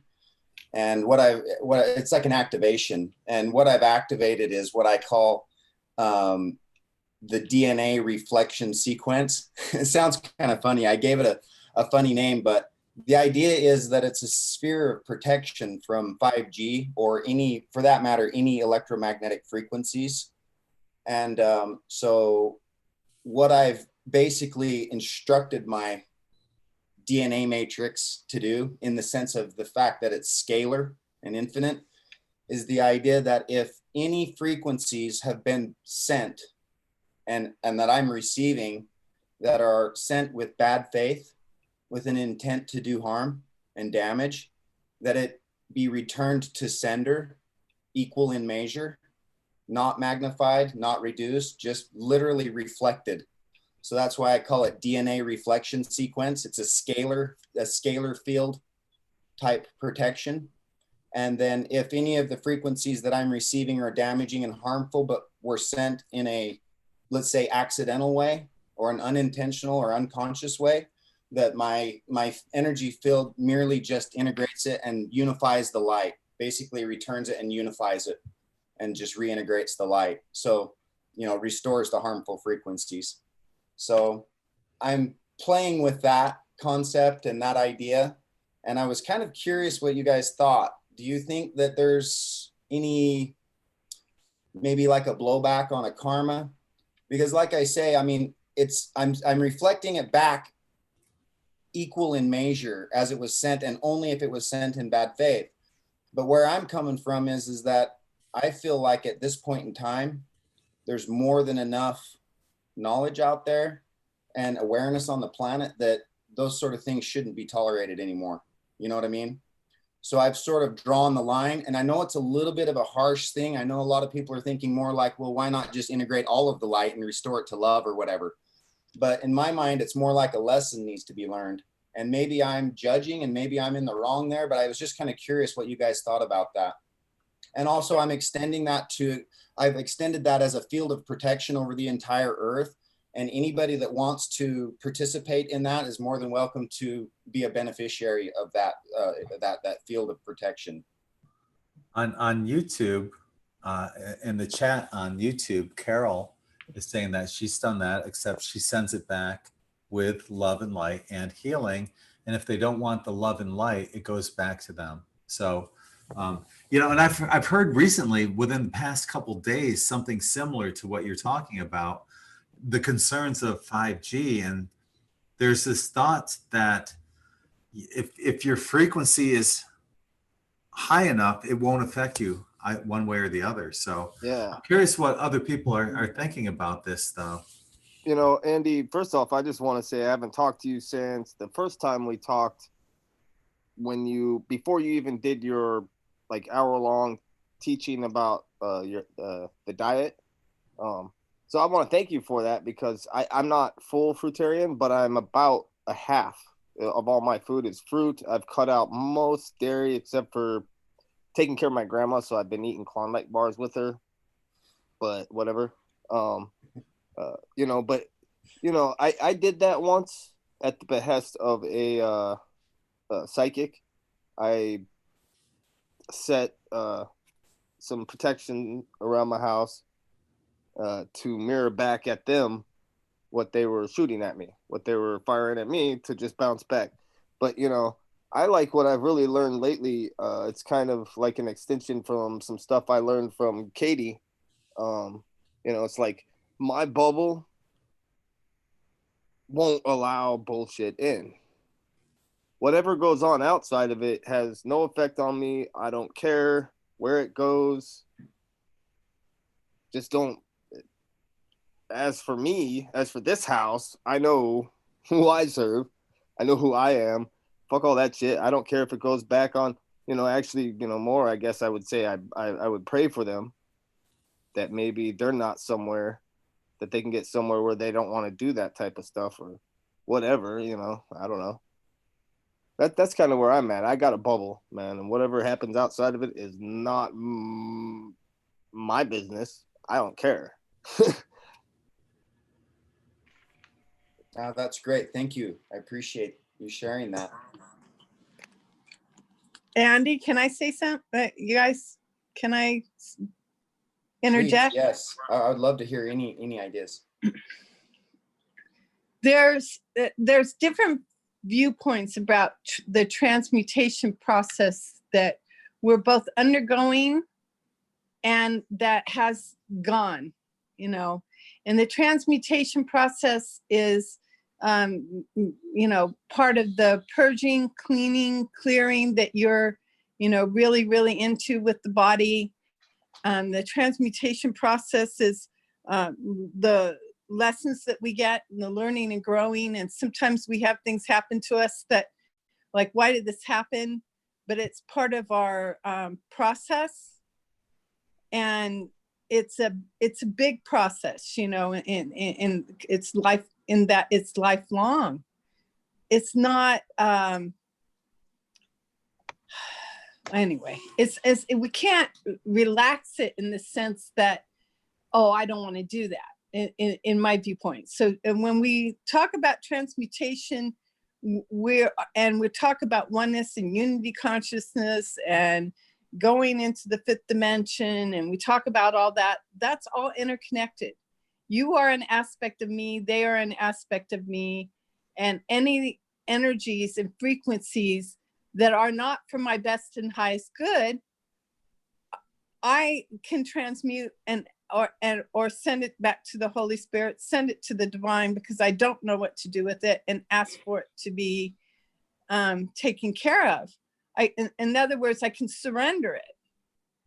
So I don't have to complicate it in the sense of, you know, make it any part of my energetic field a job, you know, or an activity, because that activity of light is in the infinite activity of light in the infinite realm. So therefore, I can just ask the Creator, ask God, ask the light to take care of it through the Holy Spirit. If I feel I have a problem, I mean, sometimes we do have attacks or have things going on around us that we prefer to not be there. You know, we can ask for it to be handled and taken care of, and we can relegate it back to the light through prayer, through the Holy Spirit, through, you know, calling on Archangel Michael, or however we choose, whatever connection we feel that we're most divinely connected to in our divinity, and let it get handled. And that's when we go into the ultimate surrender and allow ourselves to rest in grace and ease, rest in our heart-centered consciousness, rest in knowing and trusting that the Creator is always there for us, holding us, waiting for us to allow all that love, all that experience to saturate us. So so therefore, at that point in time, when we're there, our frequency is such that these frequencies really can't harm you. And if somebody's trying to say something is harming you, you know, like 5G, and you know your frequency's high, and they're trying to convince you that it's harming you, they're trying to convince themselves of something at that point. So, you know, that's my viewpoint. That's my take on it. Thank you. You're welcome. And I love that you brought the conversation up, because it's an excellent one. Yeah, I've been concerned a little bit, you know, because one of the things I focus on is like negotiations and counteroffer and acceptance, you know, and so I didn't want to be in a state of refusal, you know, in the sense that reflection concept and be taken as a refusal. And that's why I'm offering it as a conditional acceptance, where I'm basically saying, if it was sent in bad faith, then you receive it back equal in measure. It doesn't get adjusted. And I kind of thought that, you know, I'm like, I know I'm borderlining on the karma side of that, but at the same time, in my mind, it just seems like, you know, there comes a time to learn your lesson, you know, and when it's conscious and malevolent evil with an intent to do harm, I'd just as soon let them learn their lesson sooner than later. I know that it's all one. I get that it's me on the other end of the channel. You know what I'm saying? But they will. I totally get that part. They will, but we don't have to go down with them. You know. Yeah, no, I would be. Vengeance is mine, thus saith the Lord. You know, let the Holy Spirit do it. Stay out the way. You know. I get you. I know. That's why I was asking. Yeah, that's why I don't want that. Good luck, Ed. Yeah, right. That's why the big guys are here for us. The big ladies, girls, they're all male and female. Archangel Michael is balanced. They're all balanced. So whatever name we have attached to them is not the literal, but that's what they're here for. They're here for us to just, here, please take this. Thank you so much. And we move on. See, and I kind of felt like I kind of wanted to put my big boy britches on and just go ahead and take the role and just command the spirit and, ye of little faith kind of thing. It's like just step but it's a little scary because I believe in that power, I really do, but I don't want to make a mistake with it, You can. You won't make a mistake if you believe in your heart. Yeah, and you don't want to wear yourself out too. If you don't need to handle it, you don't need to handle it. But in truth, it's effortless. Like in my mind, it's a totally effortless process. You know what I'm saying? It's absolutely effortless. It requires absolutely nothing. And then if it was not sent in bad faith, if it was accidental, then by all means, a full integration, or, I like what you were saying about Holy Spirit, giving it over to Holy and all that. That's perfectly fine. Okay, that's all fine and good, you guys, but 5G doesn't just harm humans. It harms the animals, it harms the trees, it's harming everything. So if we don't put on some mirrors and let these folks face what they're doling out, it's not just us that's suffering. Yes, but that's where we ask for it to get handled. Through prayer, we can ask for it to be handled and it is done. But when we don't trust it's not handled, when we continually bring it back up, we give it more strength. Here's something I just want to point out real quick. In chat, Carol's saying that she was shown in astral travel experience that we don't win when we fight. We win when we send love. Exactly. Yeah.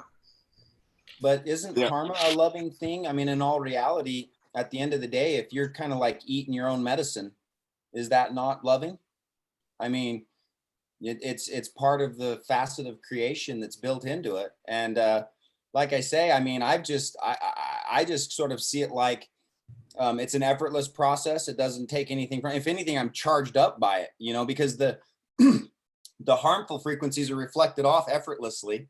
And then the rest of it just gets integrated as love and light. So it feels good. It's actually charging me up. So if anything, the idea behind it is that it's actually building me up. They're just strengthening me. And at the same time, I'm able to show, hey, this is what it feels like when you treat somebody bad. It feels just like that, exactly like that, So the idea is it's an absolute perfect reflection, not increased, not decreased, just your medicine. You just get to eat your medicine. So I don't know, it might be kind of harsh. I get that it's a little bit harsh. If anything, I'm worried that it might be too harsh, too harsh of a, not so much a judgment, but just what's the word?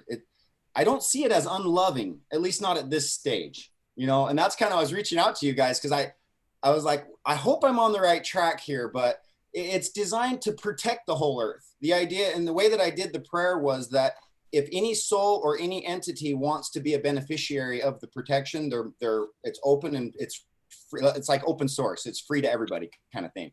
So, I never thought about the animals and the trees and everything like you were saying, Stephanie. That was a really good, I mean, I've thought about it before, but I didn't think about it in this specific prayer, but I did envision it as a protection for the entire earth. And, but I appreciate all of your insights on that. Sorry about the dog. I'm going to mute. Yeah, I'm a big Marvel fan. I grew up reading a lot of Marvel comic books. And so, like, in my mind, everything is kind of like the Marvel universe. And so when I think of these karma, I'm thinking of an actual like entity, like one of those higher beings in the Marvel galactic universe, that, has a, maybe I'm anthropomorphizing it, but I kind of picture something like that, so I picture that there's Lady Karma out there and, maybe she's got a red dress or whatever she does. And, she lives out in some far universe and just likes to screw with people a little bit. So like, that's her job and her superpower. And like, I'm spirit born and I'm supposed to like, I got my thing, my superpowers, and you're Andy Monks and you got yours, but yeah, I can't step on her like just let her do her thing, because then she'll get mad at me. Like if I'm trying to like do her job. So I just don't mess with it. I just stay out the way. Like I don't know. That's just me, dude. Like I'm just little earth spirit form guy. I don't want to mess with that big galactic power. No thanks. The example that Carol gave on YouTube was interesting, because she was saying that, you know, we when we send love, she said that she was in I was in full on energetic battle with another being, and it was going nowhere, and I stopped and I stared several. I stopped and I stared, severing it love. I think she meant sending it love. Yeah. But she stopped and sent this being love, and the battle stopped instantly. So once you give that love out, that it's the end of the battle. I've had dreams and visions of being in battles with like draconian type entities, where you just, and she's so spot on. That's what you do. You send it love, and the battle's over.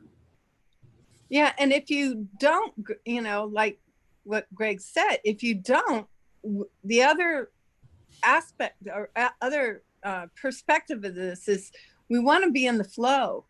And how are you in the flow when you're setting all this, staying in the flow of everything, when all this is so set up? We say our prayer, we make our requests or commands or whatever, and then I let it go to the Holy Spirit, to, you know, Hashem, to God. I move into trust, and I move back into trust until it is done within me, and I clear it within me. And once it's clear, it's clear, it's done. So we have Bo here. He's been he's had his hand up for a while. Bo, I told you I'd get to you there. Sorry about that. But it was a really fascinating topic here. Well, hello, beautiful co-creators. Well, I raised my hand at the time when we were talking about like getting out of the brain and into the heart. And Katie just mentioned also like being in the flow. And I would like to remind everybody that everything you do, you can do with a sense of grace, with a sense of sense. When you are in the moment, you are sensing, and you are right there, right now. And it's gonna be graceful, beautiful, if you put your mind into it and your heart. So that is when you are really the present in the present, right? That you are actually doing whatever you like, whatever you want at any time with grace, because that's just what you want to do. Yeah. Some people, though, would argue that you don't want to be in the mind, you only want to be in the heart. What would you say to that? Well, you are in the heart because you are in the moment. You are not thinking. You are there. You're not thinking. You are actually doing what you're doing, and nothing else matters. Metallica. That's twice I've heard that tonight, and nothing else matters. Right. And then I would like to comment on the karma anti stuff. I see karma as it's kind of obsolete. You know, it was like a force field, like an energy that pushed us in a certain direction to learn the stuff that we were kind of like ignoring or didn't want to look at. But now, when we are getting into the moment, into the now, and meditating, we are actually getting in front of the karma. We are solving the problems before the energy has to push it onto you or drag it onto you. Dragon. Ha. We have a new person here, Patrice. Hi, Patrice. Welcome to In5D Spirit Chat. It's been hello. It's been a while. The last time I was on was last year, December, I believe. It's been a while. I still come on, but I haven't been actually on Zoom, but I've been in the chat a lot. But Okay. hello. Hi. So you got the courage to come on to Zoom today. I did. Christina love her and Gabrielle, and I'm just like, I'm just gonna do it. I'm gonna do it. So right. Yay. Right. I'm so glad. Yes, I'm fine. It's just so good. I was just felt so just like compelled to just do it. So I'm like, let me just do it. Just do it. So You're shiny and beautiful. oh, thank you. Thank you so much. Everyone is beautiful. Thank you. Yes. Thank you. I Yeah. agree. So what led to your awakening, Patrice? Oh wow. So I think it's just been ongoing. I feel like last year I had like a major awakening. I feel like throughout my childhood I've always been very much like in tune, and it would come and it would go throughout my life. But after I quit my job last year, I had like this huge just download of like what I'm supposed to do, and it just came like a bunch of downloads. I had like all of these like light beings around me sending me love. It was the most overwhelmingly just beautiful experience I ever felt in my life. So that right there was like, okay, I'm on the right path. And it was just, I felt like just not walking in my truth. I was at my job and I wasn't happy, and I was trying to get out, but I guess I took too long, and universe was like, yeah, we're going to shake things up for you. So a whole big fallout happened. I quit, half of the team left, and I've been experiencing a dark night of the soul. And it's very, it happened last year. And since then, I've just like, I'm a freelancer. I shoot and I edit videos for a living, but I've just been home. I'm based in New York, Brooklyn, New York, but it's just been getting more and more intense, like journaling. I remember, Greg, you told me last year when I was on the Zoom, I told him, I was like, I've been writing so much. He's like, keep writing. I have so many journals. And I'm like, I think I'm on my third one. That's still newbie, but still, I'm like, I need another journal like ASAP. But it's been a ride, definitely. And tapping into like, just speaking my truth has been such a struggle for me. So like digging back into my childhood, like, why am I so afraid? What is it? Like I shoot videos, but I like to be behind the camera. I never like to be in front of the camera. So just going throughout this process of uncovering that. So what's the vibe like in New York? Are you seeing people wakening up exponentially there, or are they still kind of asleep, or what's going on? It's weird because like I feel like you attract, your vibe attracts your what do they say, your vibe. Tribe. Yeah. So I've been coming across people, friends who I haven't spoken to in a long time, and they've been putting me in touch with their friends, and I'm like, they're all on the same love, and I'm like, oh my goodness, it's so refreshing. But I live, it's hard. I can feel the energy more so that people are awakening.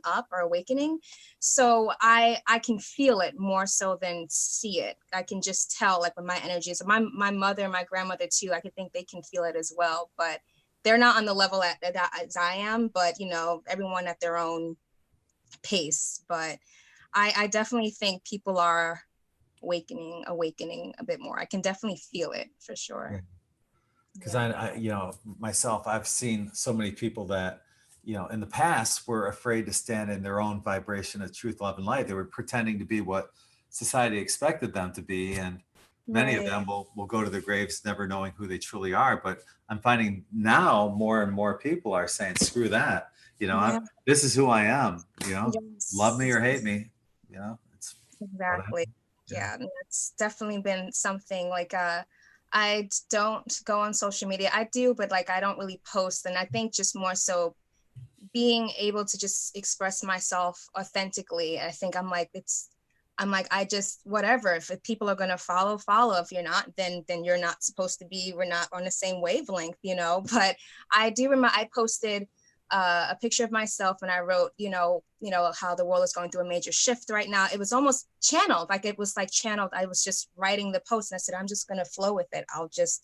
And I wrote, you know, the world is going through a major shift right now. A lot of inner work is happening, and, you know, to remember to be gentle with yourself. And here are some things to help: grounding, you know, listening to music to raise your frequency, dance, speak to people that you love. And I got so much great feedback, and I was like, wow, okay. And one of my friends, I'm working on this script with this writer, and she just messaged me out the blue and said, do you see spirits? And I was like, what? And I was just like, I do see like energy fields, like auras and you know, like outlines of like energy. And she said, do you communicate? And I was like, yeah, sometimes. I said one time they communicated with me through lights. And she said that her mother had actually passed away from corona and a month ago, and she's been communicating with her, and she never believed in that until now. And she said that she's been channeling,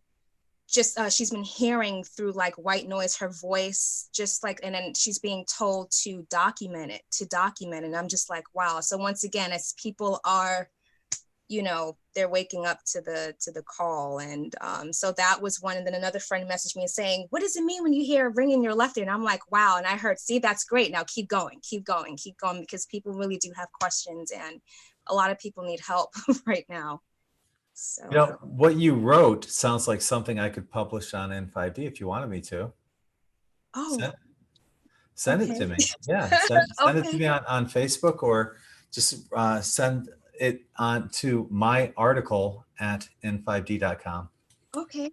Yeah, if Okay. you want to be published. Yeah. Yeah, it was just a short, like it was like just a little like blurb that I posted, and I was like, okay, I'll just go for it. But yeah, Cool. I appreciate that, Greg. Hey, no problem. Yeah. Well, I'm glad you joined us here. Yes, pretty much so. I actually wanted your opinion on something, everyone actually. I had this dream a few days ago. Well, actually, it was like last week. Lately, I'm grateful enough that I have a backyard. So I go in my backyard, I ground every day and things like that. And I've been communicating with like the birds a lot. Like I'm just starting to analyze the different birds that come and see me, and blue jays. And it's just amazing. But I had a dream that I was in my room, and there was like this, it was like a sluggish thing, like a slug or some sort. And I was like, what is this on my floor? And I remember that with my mind, I was able to lift to raise it up. And I had a huge plant in my room, which is interesting because I'm like, I need plants in my room, I need plants. So it's interesting. So my dream, I remember like moving this sluggish thing onto the plant, and then the plant morphed into this person. She was female, and she had black cloaks. She was covered in black cloaks, but she had a beak, a very long beak, but she had almost like a muffler around. I couldn't really see her face, but she had like a muffler over her beak, but she was dressed in black cloaks. And I didn't feel afraid. I actually felt like, I'm so happy you're here. I'm so sorry, someone's calling me. I'm so happy that you're here. And she couldn't speak, but I remember she just sat on my bed, and then she was doing something with her hands. And I just remember feeling like, I'm so happy you're here. And then I woke up. And a week after that, I went in my backyard. I never find feathers, but I found this black feather, two actually. I have it on my altar, but this one right here, I found this, and I looked up what the black feather means, which means someone is, you know, someone you loved or lost is watching over you. And then a few days later, I found this brown one. I've never find feathers, so I just found it to be very interesting how it all aligned. But I felt like it was connected to this woman, this being in my dream. But she had a very long beak, but she had like a muffler over it. But she was doing something with her hands. That's all I remember. But you know, so I wonder. The first thing that came to me, the first thing that came to me was it might be a guide. But then I was thinking about you talking about that you had a friend whose loved one had passed away from the COVID. Mm-hmm. Maybe that person is a guide or some kind of sending you a message. That muffler that was over the beak was kind of like the mask that you wear during the COVID, right? Oh, that's very true. Yeah. Wow. Yeah. So it might be a message from her somehow. And she may be part of the avian family, that the extraterrestrial avian family. So That's okay. And Wow. she was leaving you the feathers as a confirmation that you are connecting to her and that she is with you, and double feathers just to definitely let you know Yeah. that it's all for real. It's all really happening. Wow. Wow. See, this is exactly why it's 10:22. Well, my time is 10:22, but yeah, see, it's perfect. Thank you so much. That makes a lot of sense. That resonates. That definitely resonates. Yeah. I got a little bit of the first image that came to my mind was an Egyptian priestess. And because they had the beaks, the ancient, you know, Egyptian. And then what came to me is that you have, you know, in your lifetimes been that, and that you, the aspect of you that has been that is now your guide, one of your guides that has come forward. Wow. Yeah, that all of this definitely makes sense. And all of it definitely does. And since I was little, I've always been just drawn to just like Egypt, like hieroglyphics. I mean, I think in third or fourth grade, they had us learning about it. And I mean, I have an Ankh tattooed on my shoulder, but I've always been very like drawn to Egypt or ancient Kemet. And so that's, well, the early courts, you know, had the magicians, the alien magicians, and they would fight sometimes with other other realms, you know, Egyptian, I think it was Egyptian, but they would fight. So the magician from this court king would come and visit this king and challenge them. All kinds of things, you know, they would do all kinds of things. So in the ancient times, where we see the megalithic structures and all that, I feel my experience energetically is that the magicians were very, very, very much alive and well and active. You know, magic was very, very active. What we call magic today. And you know, things like floating rocks, and that was like norm. Light, they had lighting, norm, all those things were norm. And so energetically, what I got is that that's where you were, and you have probably done that a number of times, and now you're here. And that part of you is coming forward as a guide. Oh. Should be interesting. Waiting for your next report. Right.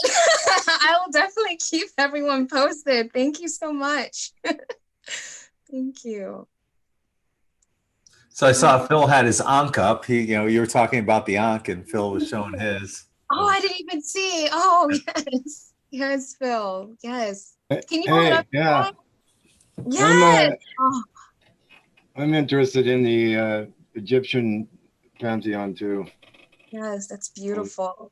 Yeah, I like that. It's the key of life. Yes, yes, yes.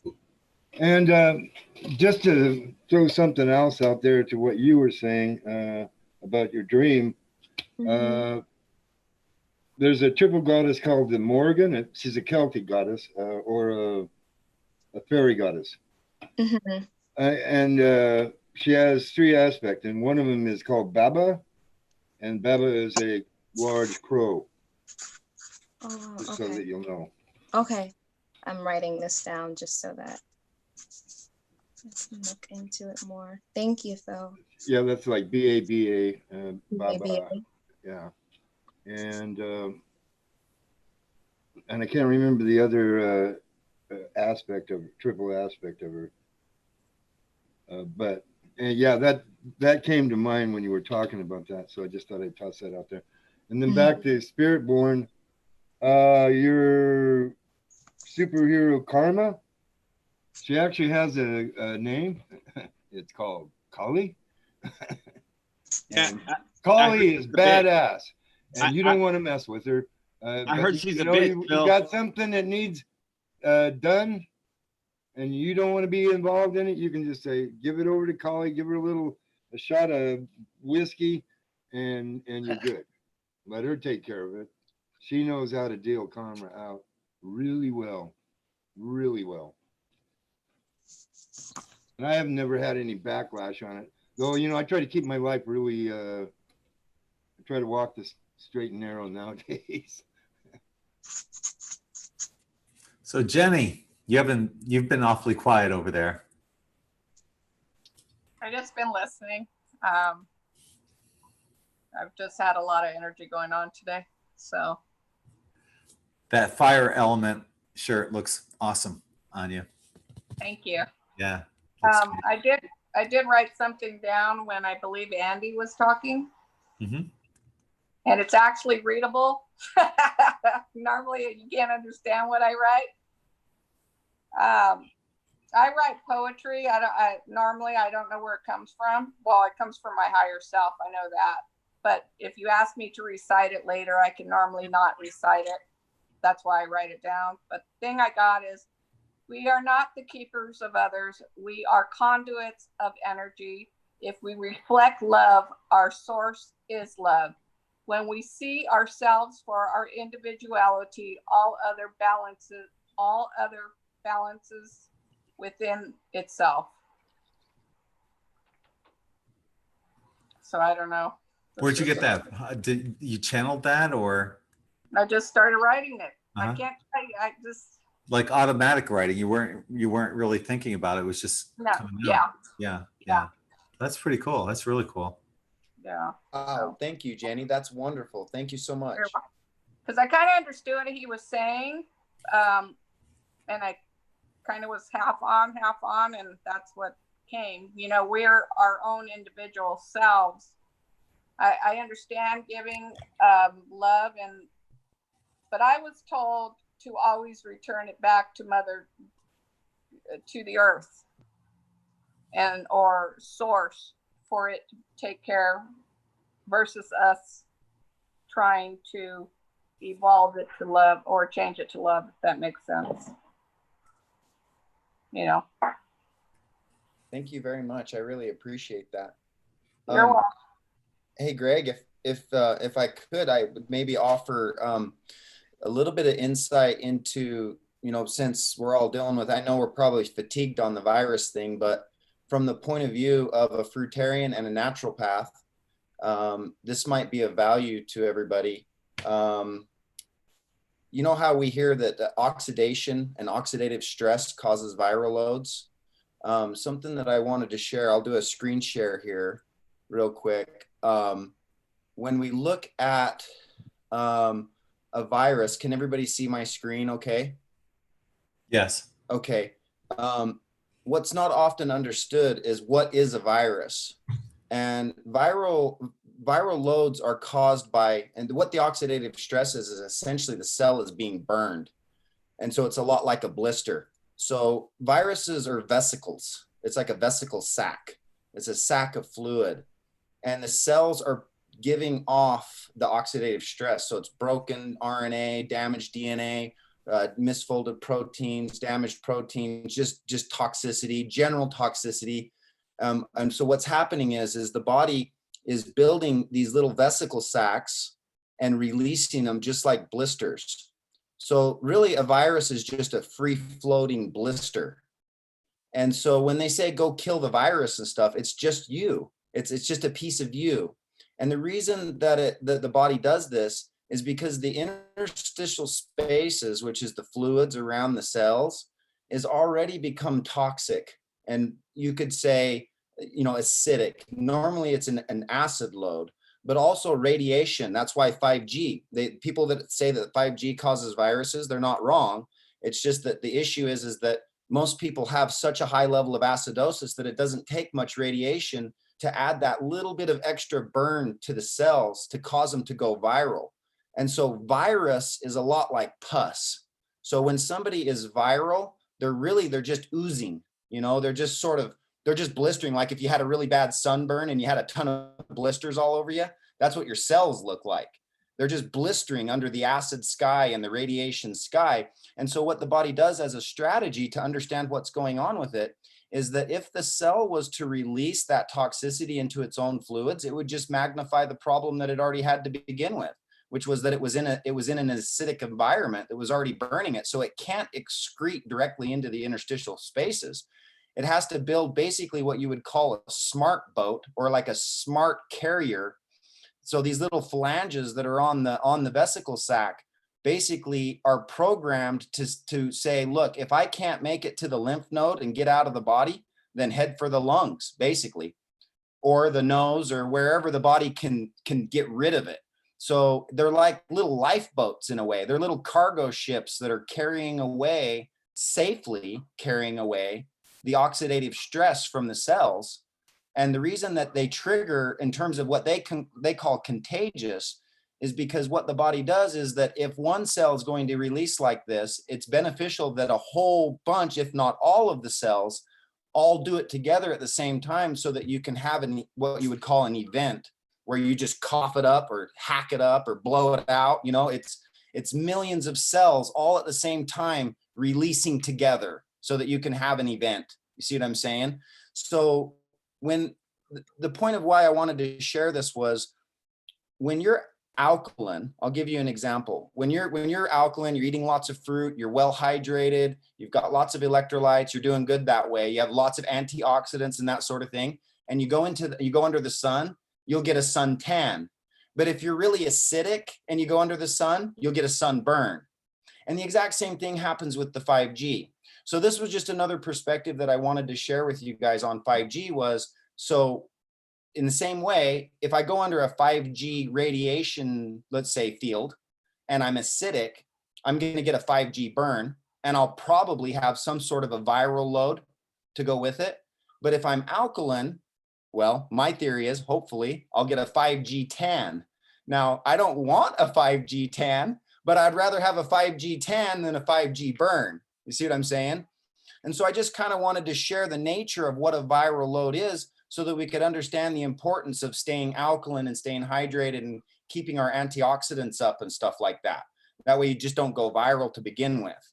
So, because there's a lot of confusion and misunderstandings about what is a viral. Like a virus is some sort of foreign entity or some kind of crazy, you know, they can engineer stuff, and they've created all kinds of crazy bioengineering and things like that. That's craziness.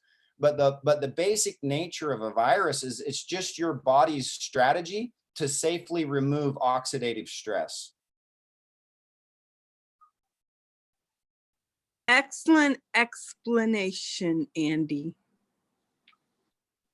Thank you. You're welcome. Yeah, appreciate that. Thank you, Andy.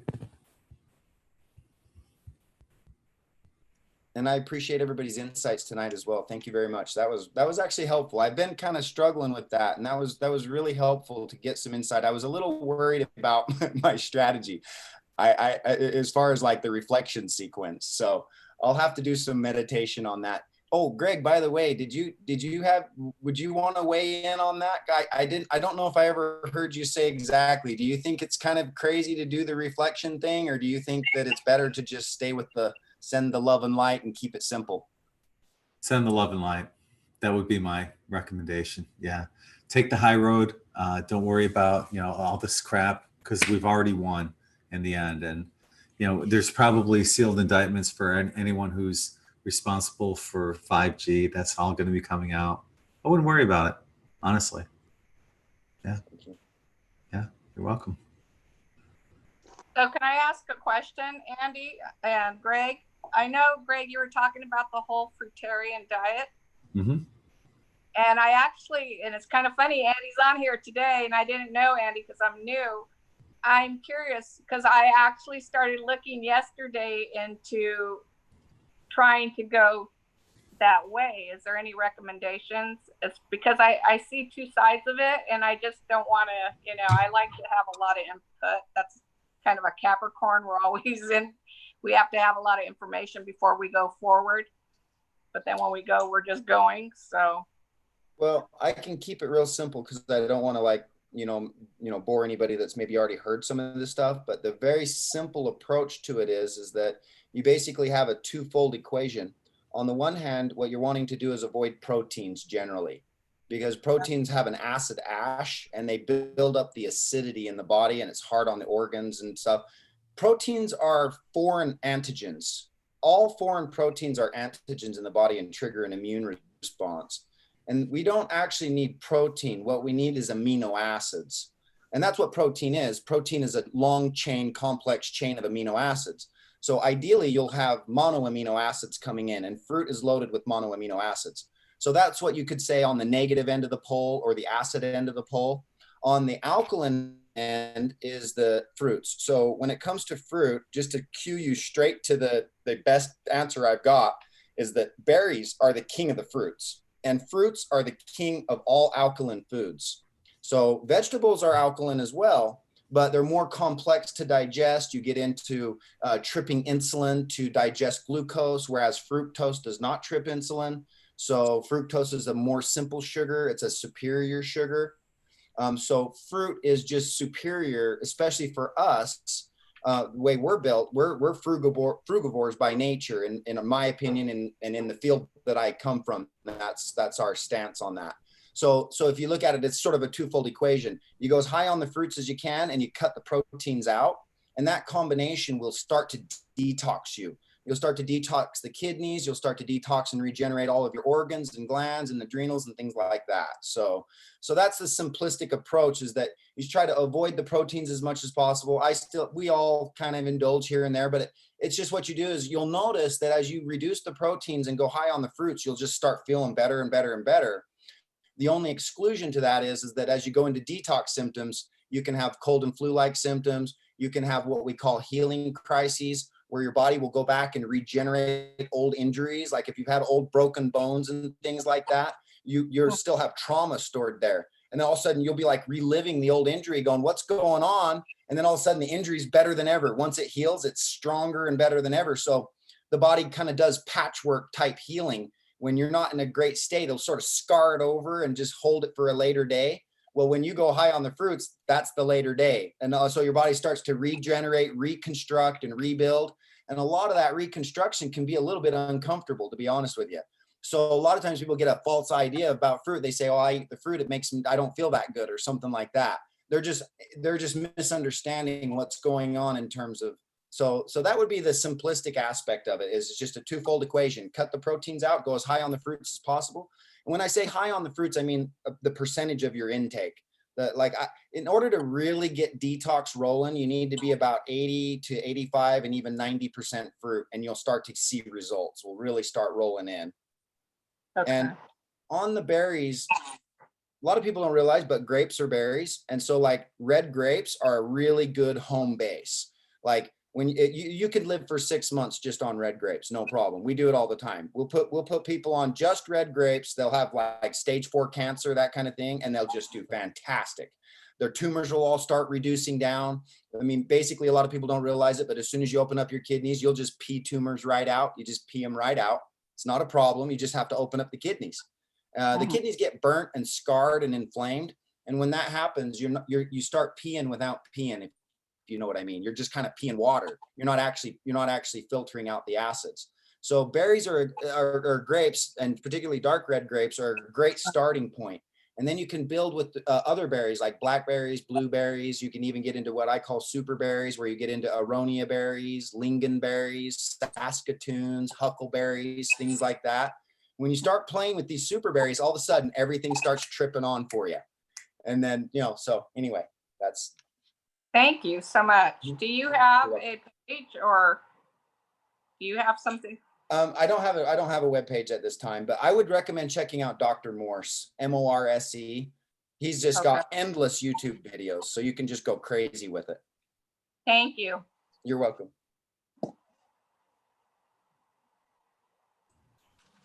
Just a reminder, Jen, on the 25th, I don't know if you heard this earlier. Did you hear that? I was kind of like, yeah, I heard that. Okay. I'm not sure about that one yet, but You can do it. I can't guarantee that yet. Allie said she'd be here to help you guys, and you have nothing to fear. You can do it. Do it. Give it a shot. Regardless, the cards you pull are the exact cards that whoever's you're pulling for are the ones that they need. So from that point forward, you know, Allie will help you through it. You can do it. Yeah, I'm not I have to think about that one. I'm not quite there yet on that. Okay. Yeah. Well, I can attest that the cards will come out true. Yes. Your intent, that is all it needs. And then you just have to read them. You can read the book. You can read from, you can look at the picture and tell a story from it. That's all it is.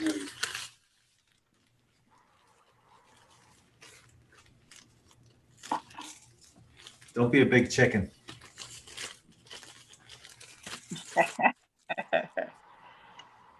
I think I like my channeling. I'm more at ease with that. So You'll be fine. Trust me. You'll be okay. Everyone. yeah, I have to see. I can't. I mean, but when you're talking and you're pulling cards, I'm actually pulling similar cards to you. I'm not a storyteller. I'm just kind of, you know, straight. You're going to get it. And it doesn't always come out roses. And that's why I don't really, the card, you know, I'm interested, but I'm not quite there as far as developing a story, because there's always a story when you read cards for people. And if you don't interpret those cards in the correct way, then it's going to, you know, you don't want to put in a bad, how do I want to say it? The cards will read themselves. I wouldn't worry too much about it. Yeah. Well, I'm the kind of person I'd rather be fluffy, and there might not be a card on there that's fluffy. And, you know, I don't like being the bearer of any kind of bad news, and I wouldn't do that. That's why I don't. Right. You know. Right. Well, that's Allie's style. She doesn't do that. You know, she won't tell you about health, which I totally agree. I think to keep your nose out of other people's health is a good idea.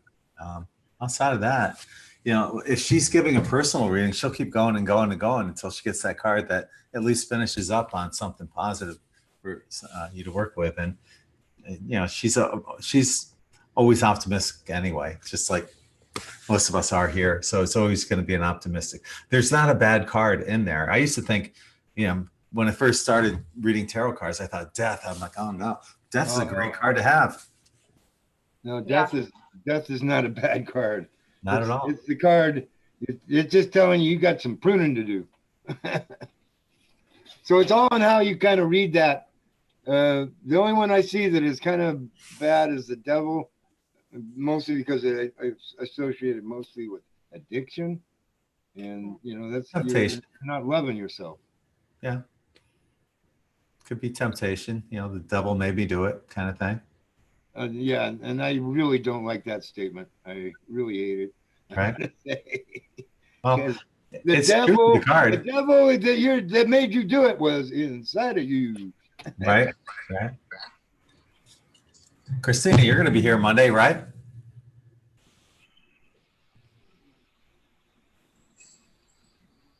Christina? Let's unmute you. I'm trying to unmute you. What happened? You're going to be here Monday, right? What was that? You're going to be here Monday. Monday's our tarot night for all of Allie's students.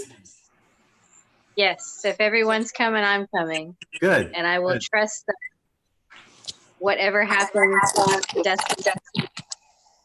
Good. Good. You can do it. You can do it. Brian already said he's coming. coming. I can do it. Yeah. Yeah. Gabrielle's coming. Yeah. Those Jenny, that play Jenny together will be here. What's that? Those that play together have joy together. Let's Yeah. play. Yeah. Right. It's You're good much for us. And most importantly, Allie will be here. There's nothing to fear. Yeah. So Yeah, we all have each other. yes. Yeah, we have to play and have fun and enjoy our gifts, our lives, and that's all part of it all together, you know. That's it, it's you don't worry about the other stuff. Just come play. I love your baby, Christina. Beautiful. Hi, Io. Beautiful. So beautiful. Hi. Right there. Hi, handsome. So Says, why are we? aw. So does anyone have anything else they'd like to talk about today? And then on that note, we're going to wrap it up. Which is fine. We've been on for a few hours, almost 3 hours. That's great. So I want to thank everyone for joining us here in the Zoom chat room, as well as on YouTube as well. Had another great conversation. And you guys are what make this all be as cool as what it is, because, you know, if it were just me talking, I'd be on here for 20 minutes and then I'd be like, I'm out of here. See ya. I can't go on for this long. Like, you know, it's not my style, but to hear everyone else's stories and to share these stories with each other, and then everyone that's watching on the live and the recorded version, that's what makes it all. So it's really special. I want to encourage you guys to, you know, check out In5D. I've got new shirts coming out at midnight. These ones at in5d.net. So these are the balance. I call this balance ice dye, and that's coming out at midnight on in5d.net. And check us out on Patreon, In5D Patreon, if you like this content and would like to help support the channel. So on that note, to everyone here on Zoom and to everyone watching on YouTube, live and recorded, sending you all infinite love and light. This is Greg. Namaste. Namaste. Remember to Bye, share you guys. video. Namaste. Everyone. Bye, guys. Yeah. Bless you all. Thank you so much, everyone. What fun. Thank you so much. And thank you, Katie, for the meditation too. Yes, thank you, Katie. Yeah. I don't know if I would have been able to see what I could see tonight without your help. Thank you. Oh, well, bless you. It was so fun. Thank you. So fun Thank to be you. with everyone. Such a joy. Thank you. Bye. Remember, just like and share this video. Yeah, thanks, Phil. Give us a thumbs up. Subscribe too if you haven't subscribed already. Bye. Bye.